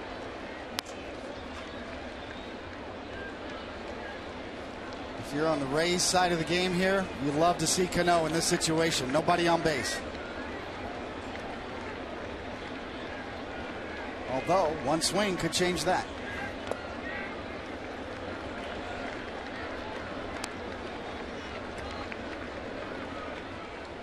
Last time here, 6 innings, 6 hits, 1 run. Today, 6 innings, 2 hits, no runs.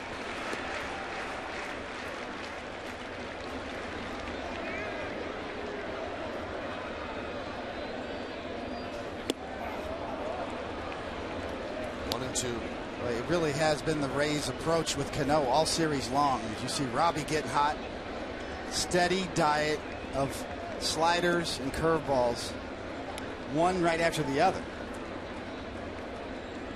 Most of them down and in.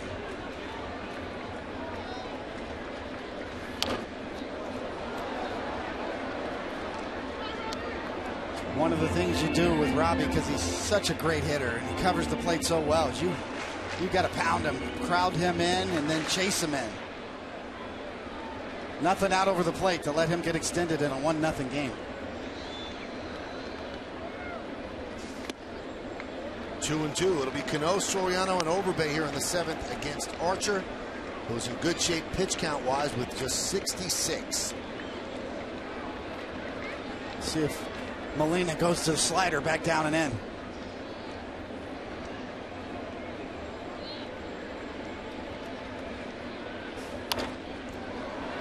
Fouled the other way. Ooh, he got away with that one. Tried to get it down and in, left it out over the plate. Archer knows it. Whoa. Cano just doesn't recognize. He fights it off. A good pitch to hit.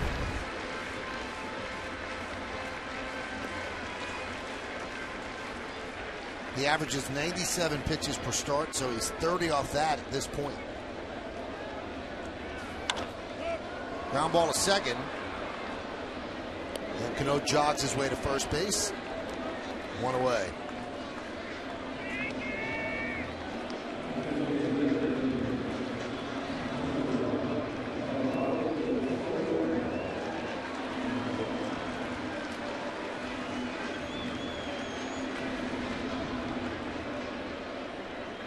You know, a lot's been made of Cano not busting it down the line all the time. And you know, I've asked Cashman, I've asked Girardi, and they don't have a problem with the way he plays the game. But if you don't run hard to first base every time, then you are not putting pressure on the defense to hurry the throw and make the play. And sometimes you see what happened over the years with Jeter. People throw it away, and they hurry the throw.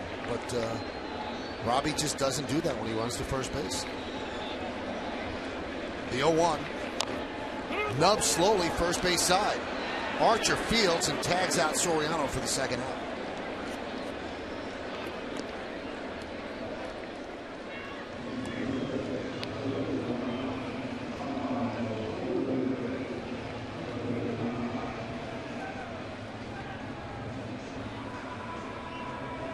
Take a little time for Soriano to settle in. It's been a whirlwind couple of days, and then not much to show for his first 2 games.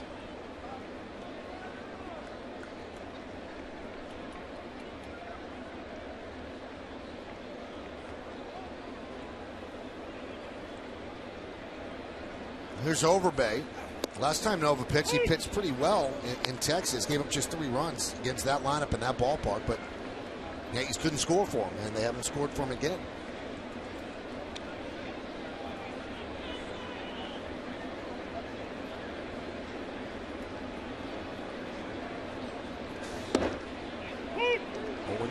Well, once again, you know, the key with Nova and Archer for that matter is they just both have been in total control.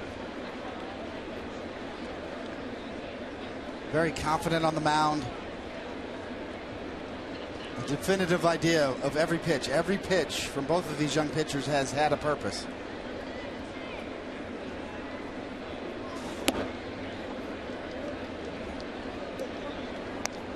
See Archer kind of reaching back there, and you don't think it, you know, and that was 97 miles an hour up the ladder. Doesn't look like he's trying to throw that hard, and it just jumps out of his hand.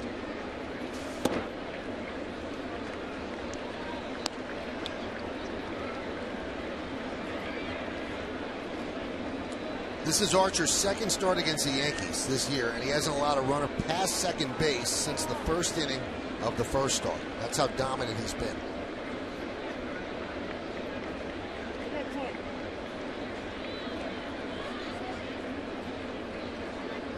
Not a bad guy to have behind the plate working with a young pitcher. Yankee fans remember Jose Molina. It was a nice piece of the puzzle for the 2009 championship Yankees. Swing and a miss.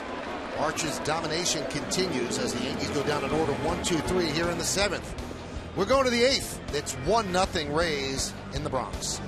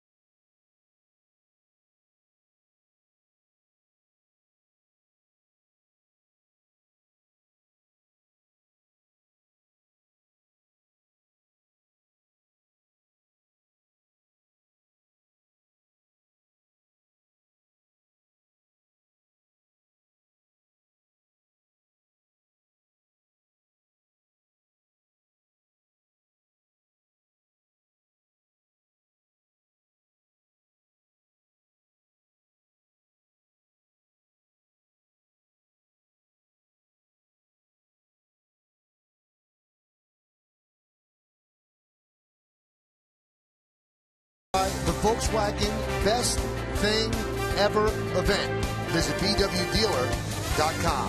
By Centerlight Healthcare. Centerlight, proud sponsor of the New York Yankees. And by your Tri-Honda dealers. Hurry to your local Tri-Honda dealer for great deals on the 2013 CR-V. Well, Joe Girardi has to make the call to the bullpen, brought to you by AT&T. You can't ask for much more from Ivan Nova, 1 run in 7 innings. But now they turn it over to David Robertson to pitch the 8th. Numbers speak for themselves. David Robertson just continues to excel. And, you know, I have this on authority, Michael, but our boss, John Filippelli, his favorite player on the Yankees is David Robertson. Really? I got it right from the horse's mouth. Flip is a huge fan of Robbie. Now, let me get this straight. Does that include guys on the DL or just the active 25-man roster? Maybe in the big leagues. Wow.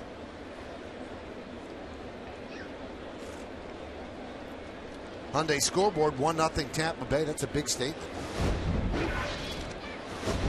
So it'll be Robertson against Loney, Zobrist, and Joyce. And there's a strike. There's a little side story to that, Michael. Really? I'd love to hear it. I'll be brief in between pitches here. In the clubhouse yesterday, doing a Make-A-Wish Foundation tour, auction item winners, and do it once a year, give them the tour. And at the end of the tour, I'm with Flip, and David Robertson has Mariano Rivera call Flip over and ask him, how come Flip never talks to Robbie? Don't you like me? Flip was floored by it. It's like, what do you mean? And Robbie says, well, you never, you might say hi to me, but you never stop. You never talk to me. Wow. I was wondering if you like me or not. I think Robbie was just needling Flip a little bit. Robbie better be careful what he wishes for.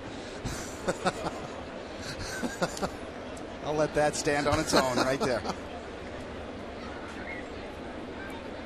The 1-2. 2-2.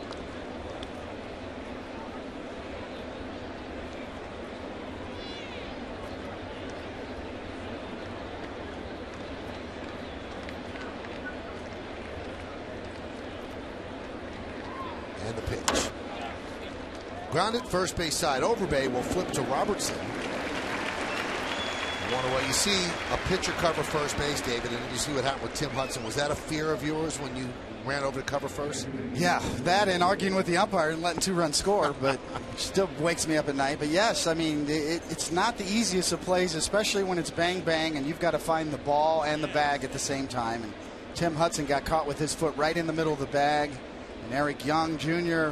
was already in mid-stride, and he had nowhere to go. And it is one of the ugliest plays at first base that you'll ever see. And you've got to really feel for Tim Hudson, who's a class act and a great pitcher. Here is Zobrist against Robertson. Count 1-0. And the emotion that Eric Young Jr. showed, too, throughout that was remarkable. Almost tears in his eyes as he stood over Tim Hudson.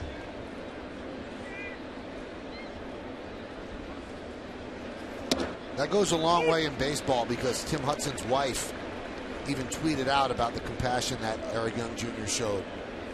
No one wants to see anybody get hurt. You're all in the same fraternity. You're playing against each other. You want to beat each other, but you don't want to see anybody get injured.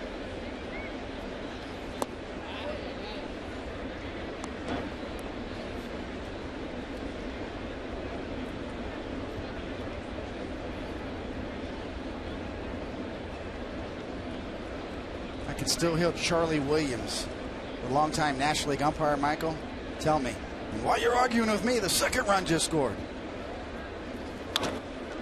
Base hit to right field. You know, it's kind of like, you remember Warner Wolf, the great sportscaster. He always had that famous line, let's go to the videotape. Well, right. Let's go to the YouTube. You go to the YouTube and you'll find me there arguing with an umpire, letting 2 runners score in Atlanta one day. Because you didn't call timeout, you just argued while play was in. He was out too, but yeah, you got to call timeout first before you argue with an umpire. 2 runs scored, not 1. So the ump said that as you were arguing with him? After the second run scored. Wow. Now, who was your manager at that time? Davey Johnson. Did Davey give it to you when you got back to the dugout? You betcha he gave it to me.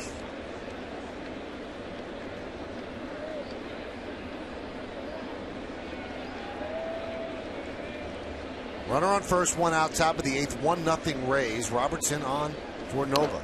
Bunted up in the air and foul.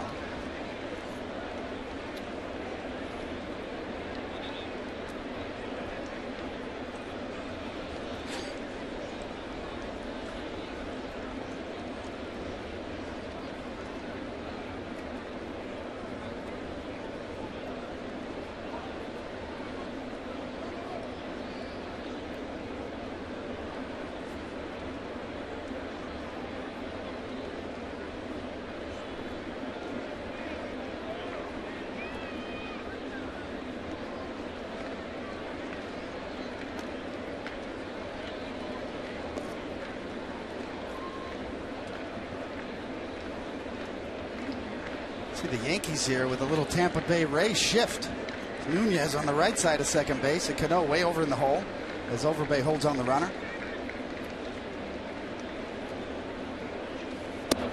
Snapped on to first. Getting back is Zobrist. Now, after they had dragged the infield, the pigeons dispersed, but now there's 2 right around shortstop again. And it's all fun and games, but in San Francisco, they're actually having a very difficult time with birds. Seagulls, particularly. There have been thousands of them that are descending on the field during the game, and they're not certain what to do. And the seagulls are actually protected by the Migratory Bird Treaty Act of 1918. So you can't kill them. And the Giants' other option is to pay a professional falconer $8,000 per game to legally hunt the birds. But they don't think that would be good for the young fans, because falcons would be creating this carnage on the seagulls. So they don't exactly know what to do. And the players are saying it's distracting during the game. Well, that ballpark is in their habitat, right by the water. Their world, we're just living in it.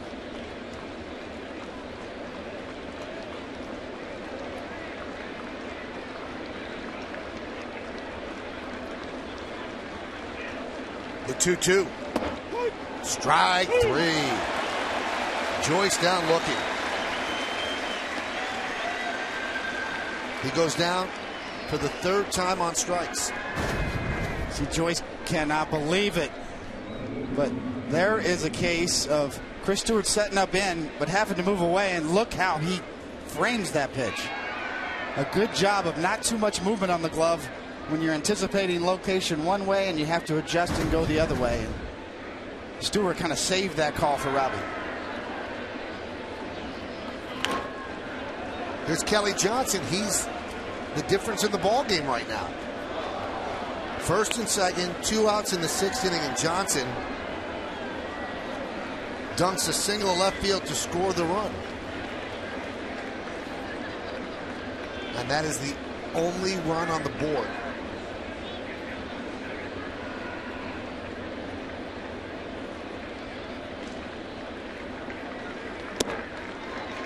There's a strike. In fact, let's take a look at that on the Coors Light freeze cam. Down towards the end of the bat. And that provided a little bit of leaking of oil, so that ball kind of died before it could carry all the way to Gardner. The 0-2. 1-2.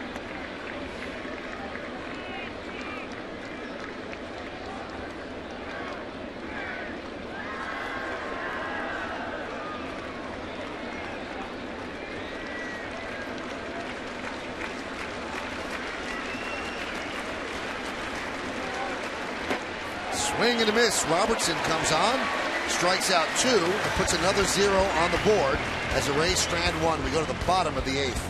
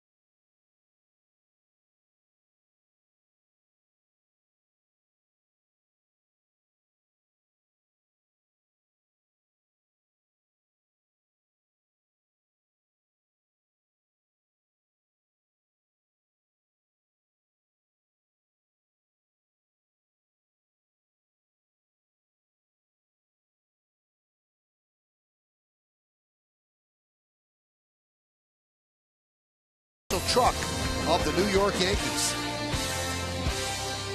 Well, there was a level of intrigue here at the ballpark before the game. Today was a day that Derek Jeter was eligible to come off the DL with his quad injury. Yankees didn't take him off the DL, but said that he was going to play in a simulated game in an undisclosed location, and they were not going to tell us where that was. But all over Twitter, there's pictures of Derek Jeter at the ballpark in Staten Island, actually taking pictures with some grounds crew members and fielding some ground balls. So we'll know whether or not tomorrow Derek could come back and play against the left-hander. But it looks like the mystery might be solved, that that's where he actually did have the simulated game in the Yankees ballpark in Staten Island, which is supposedly just a jewel of a ballpark. It is indeed. And, you know, you sort of understand where the Yankees are coming from. You know, Derek Jeter's tired of all the questions about when he's coming back and how's it feel. And is your ankle all right? Is your quad all right? Vernon Wells swings at the first pitch of the 8th and pops it up. There's one away. So Archer, 1 out into the 8th inning, has pitched to Jim. Well, he really has in complete control all day long. Fastball's up to 98 on the top end. When you need a ground ball, you got it. Just exploding out of his hand. Only 1 3-ball count all day.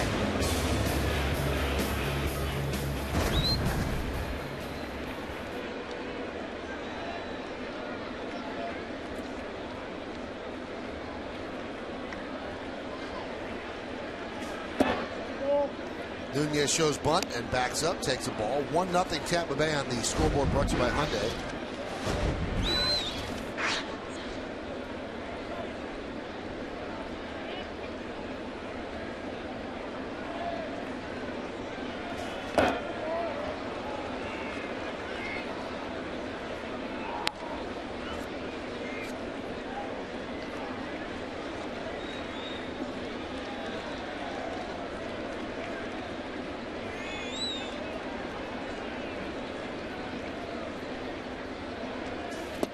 Crowd of 43,424 on a lovely Saturday afternoon in New York City.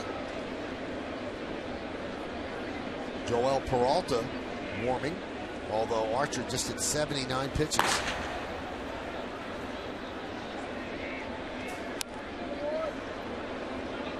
Now you get the age-old question, David, and I always love how a manager handles this. A lot of people handle it differently. Let's say Archer gets through this inning. 90 pitches. He's just been dominant. Do you bring him out in a 1-0 game to pitch the bottom of the 9th inning, or do you automatically hand it to your closer? Well, that is the $1 million question. You know, sometimes the manager, the best thing you do is just get out of the way and sit on your hands. Let the players play. Let him keep pitching. He's 96 miles an hour with his 81st pitch of the game. You know, you got a great closer down there, though, in Rodney, who's been much better as of late after kind of getting banged around a little bit earlier in the year, and of course coming off of that record-breaking year he had last year. So it's hard to argue with bringing him in any game, but I'm a big fan of just stay out of the way today. Let this guy go ahead and go until there's some trouble. That's the breakdown on those 82 pitches. First and the second, 16 combined.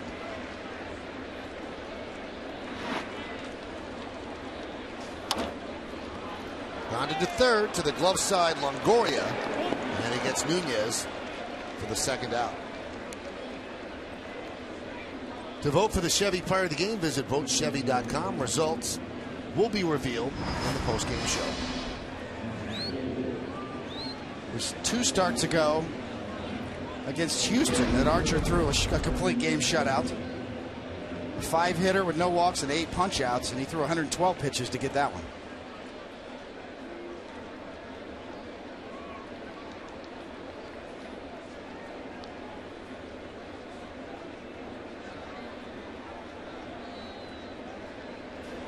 Brent Lillibridge swings and misses.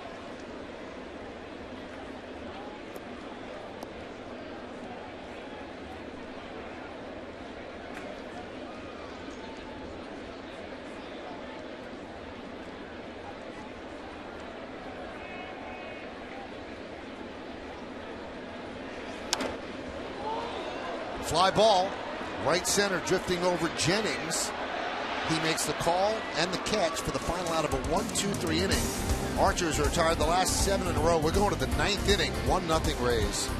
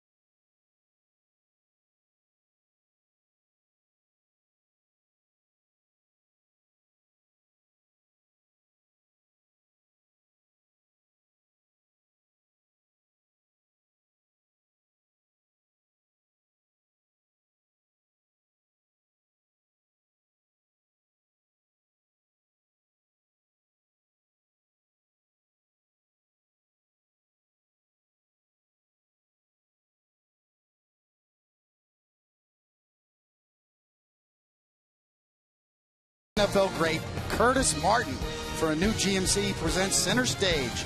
The former Jet discusses his productive 10-year rushing career and his recent induction into the Pro Football Hall of Fame. It's a new Center Stage, Wednesday at 8 o'clock, only on Yes. You ever meet that guy? I did. He's an impressive dude. He's one of my favorites. He was so consistent, such a gamer. Well deserving of the Hall of Fame.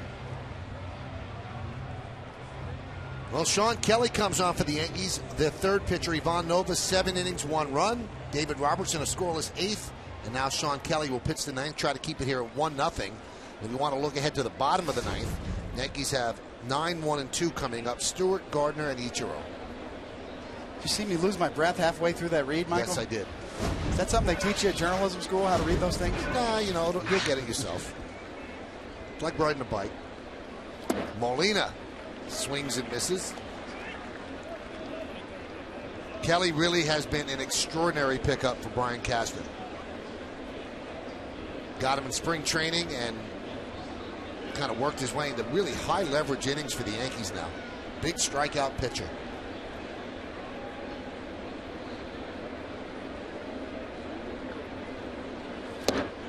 Oh, 0-2.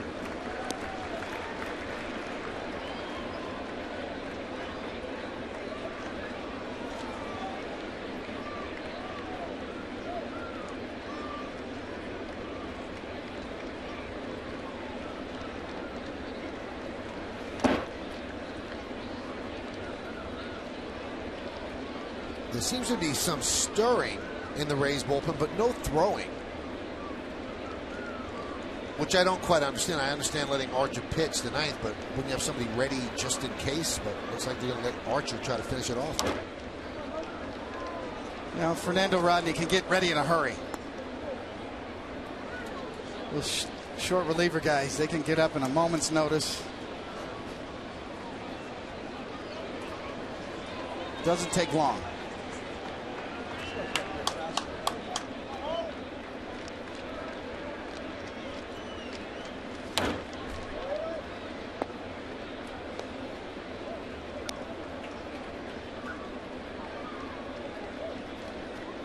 When you think about it too, Michael, you know, Chris Archer's kind of taken the decision out of his hands by how well he's thrown and retained his stuff. And as you said, what was it, 7 in a row coming into the 9th inning?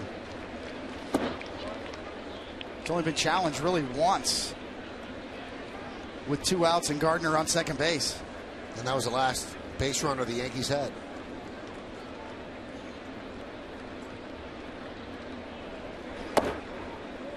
3-2 to Molina. Pitcher's throwing well. Managers do best just getting out of the way.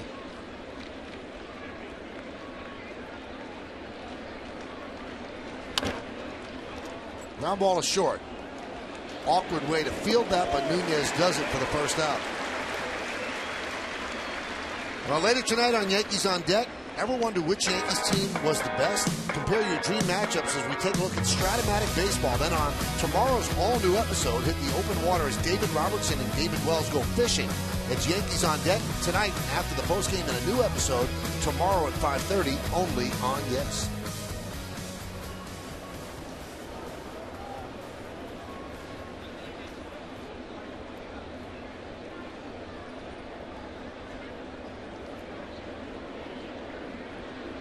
Here is Yunel Escobar.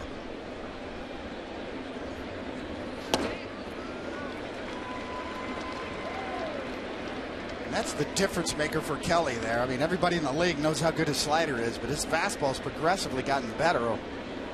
94 miles an hour right there.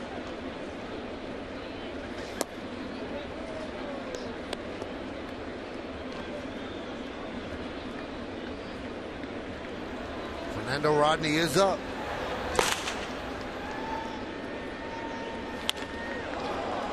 That's driven out into left center field. Long run for Gardner. He's not going to get there. And he'll play it up against the wall as Yunel Escobar gets himself a one-out double here in the ninth.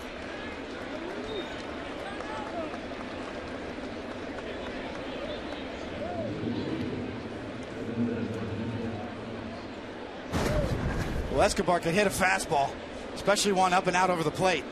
He's always hunting dead red. He got what he was looking for.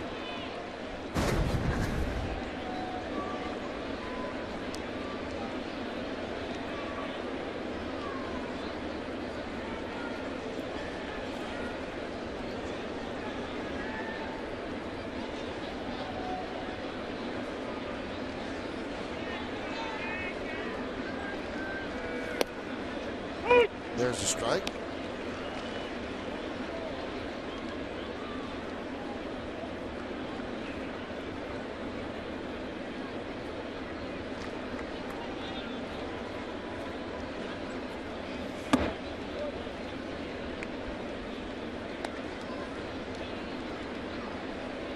So let me try to read the tea leaves here for you, Michael, with regard to Fernando Rodney warming up here. A lot of times in the bullpen, if you're going to follow along a pitcher in the ninth inning, let's say if Madden is going to run Archer out there and then have Rodney warming up, backing him up, a reliever won't start warming up yet. You usually say, or you hear from bullpen coaches, okay, 2 outs. You know, right here, there's only 1 out. So Rodney's got more than enough time to get ready to start the ninth inning. So reading the tea leaves, the fact that he's warming up so soon leads me to believe there's a good possibility he will start the ninth inning. Obviously just guessing, probably wrong. But if he was going to follow along with Archer in the ninth inning, then he wouldn't be warming up this early. Now, it depends on Fernando Rodney, how long it takes him. Maybe he likes to just throw like he's throwing now, nice and easy. But generally speaking, you would wait to start warming up later with 2 outs, or even after the 3rd out, allow Archer to go out, start the inning, and then you'd have plenty of time if the first runner gets on to be brought into the game.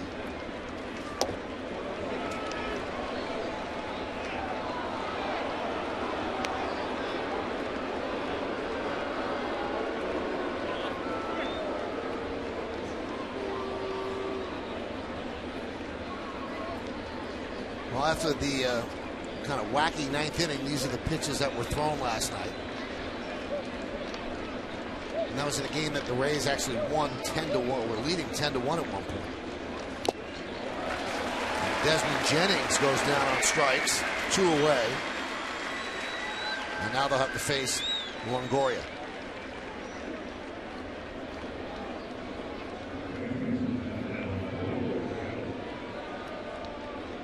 With that being said, Michael, in a 1-0 game, Joe Madden might be thinking, I don't want to take a chance with my young pitcher.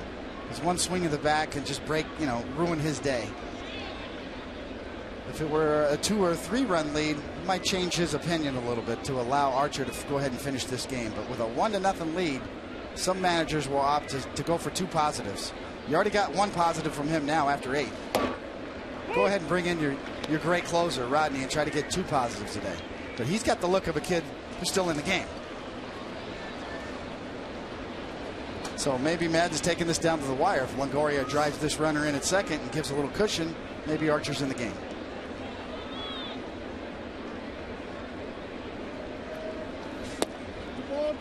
Count 1-1.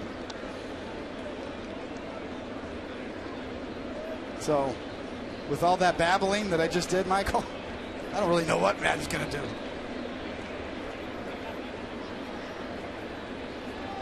Escobar leads off second, 1-0 Rays. Now Longoria has some protection in the lineup that he hasn't really had in the past. You can't really pitch around Longoria. The kid behind him is a very good hitter. So first base is open, but do you really want to face Will Myers? Staying away from him, though, on the count 3-1.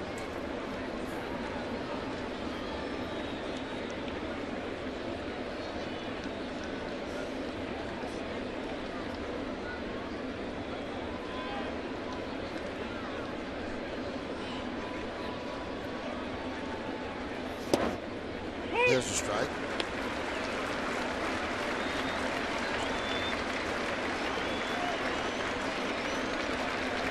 Myers even looks like Longoria a little bit.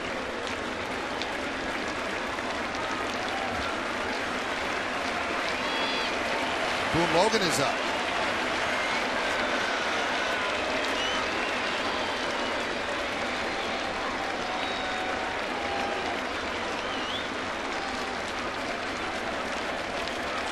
Here's the payoff. Fouled away.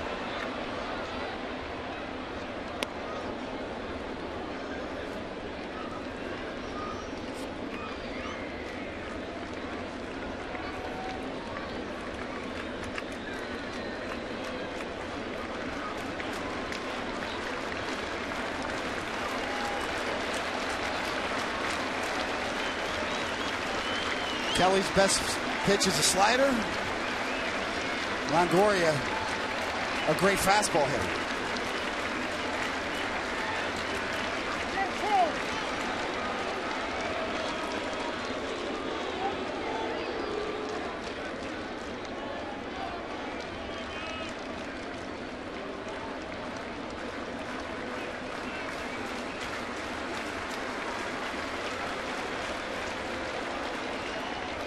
Well, Stewart wants to get this one right, so he's going to go out and talk with Kelly.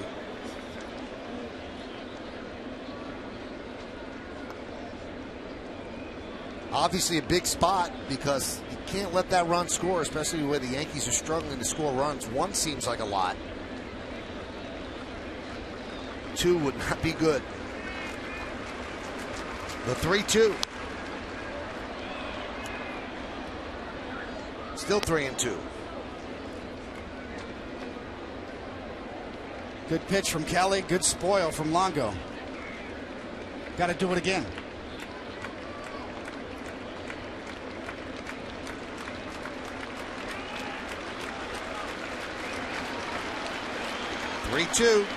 Swung on and missed. He got him. Big strikeout of Longoria. Longoria struck out 3 times today. So the Rays lead 1 runner on.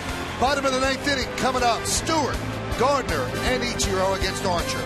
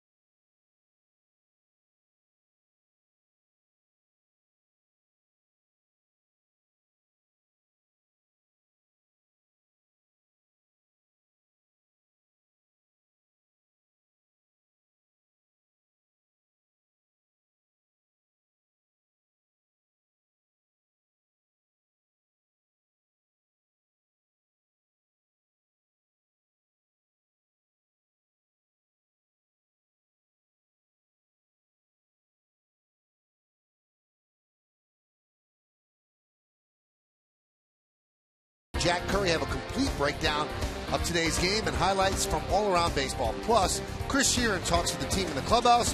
You could also hear Joe Girardi's manager's report. It's the WB Mason postgame. It's only on Yes.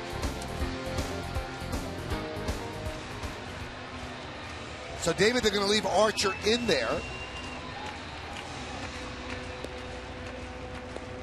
And he is going to face Stewart, Gardner, and Ichiro. And they will not go to the bench and pinch hit for Stewart. Hafner's shoulder bothering him. Was going to undergo an MRI today. We do not know what the MRI said, so obviously he's not available. So they will stay with Stewart, who's 0 for 2 against Archer. Archer has allowed just 2 hits to the Yankees. A single to Overbay in the 5th and a double to Gardner in the 6th. One other batter reached on an E5, no walks. He has been dominant. Rodney is ready just in case.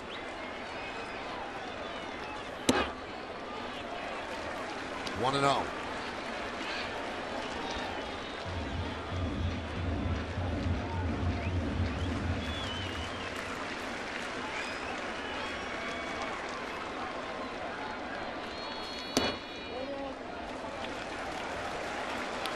Yankees have been shut out 8 times this season.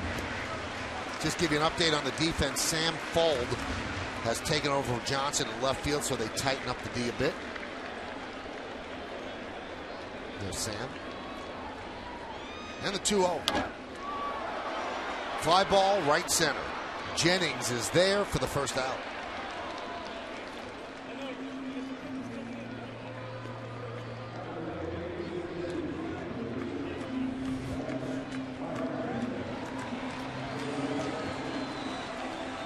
Yankees 2 outs away from wasting a really fine performance by Ivan Nova. The good old-fashioned pitcher's duel, and Joe Madden, a lot of confidence in a rookie pitcher.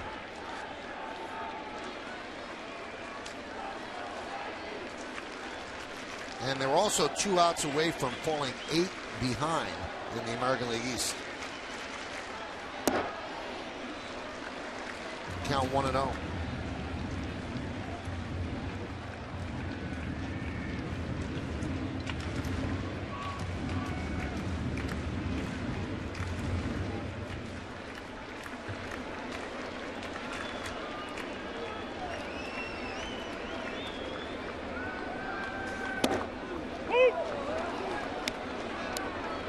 Gardner, the only extra base hit for the Yankees. They only had 2 hits, as I mentioned, and he's got the count of 1-1. I just love watching Molina back there doing such a great job with Archer. Getting down on one knee, and how about all that powdered blue catcher's equipment? Pretty easy to see, right?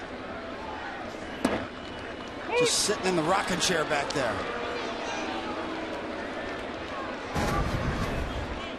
That's pretty nice.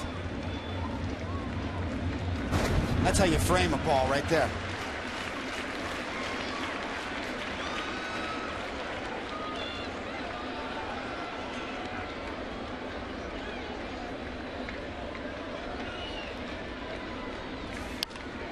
Fouled away.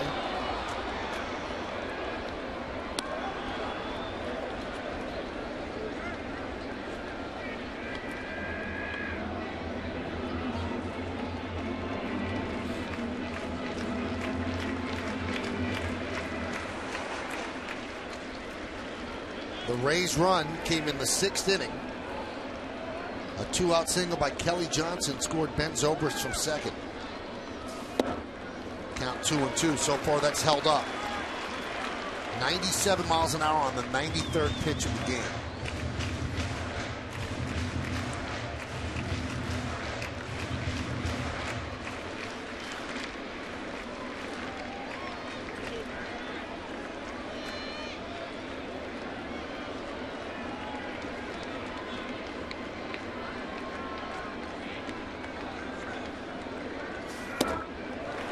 How's this for a stat, David? Archer did not throw a ball to 12 batters today. Interesting little sequence there as Archer shakes off the veteran Molina to overthrow a fastball up and away.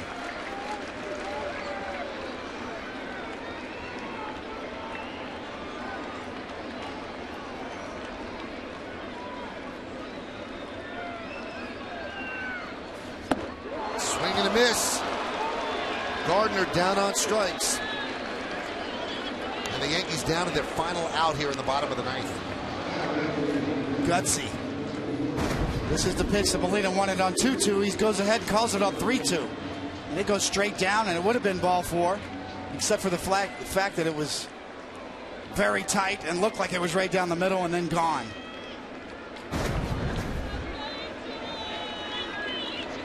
All right, here's Ichiro. He struck out with Gardner at second in the 6th inning, the Yankees' only runner in scoring position. Now he's up 2 outs in the bottom of the 9th. And a strike.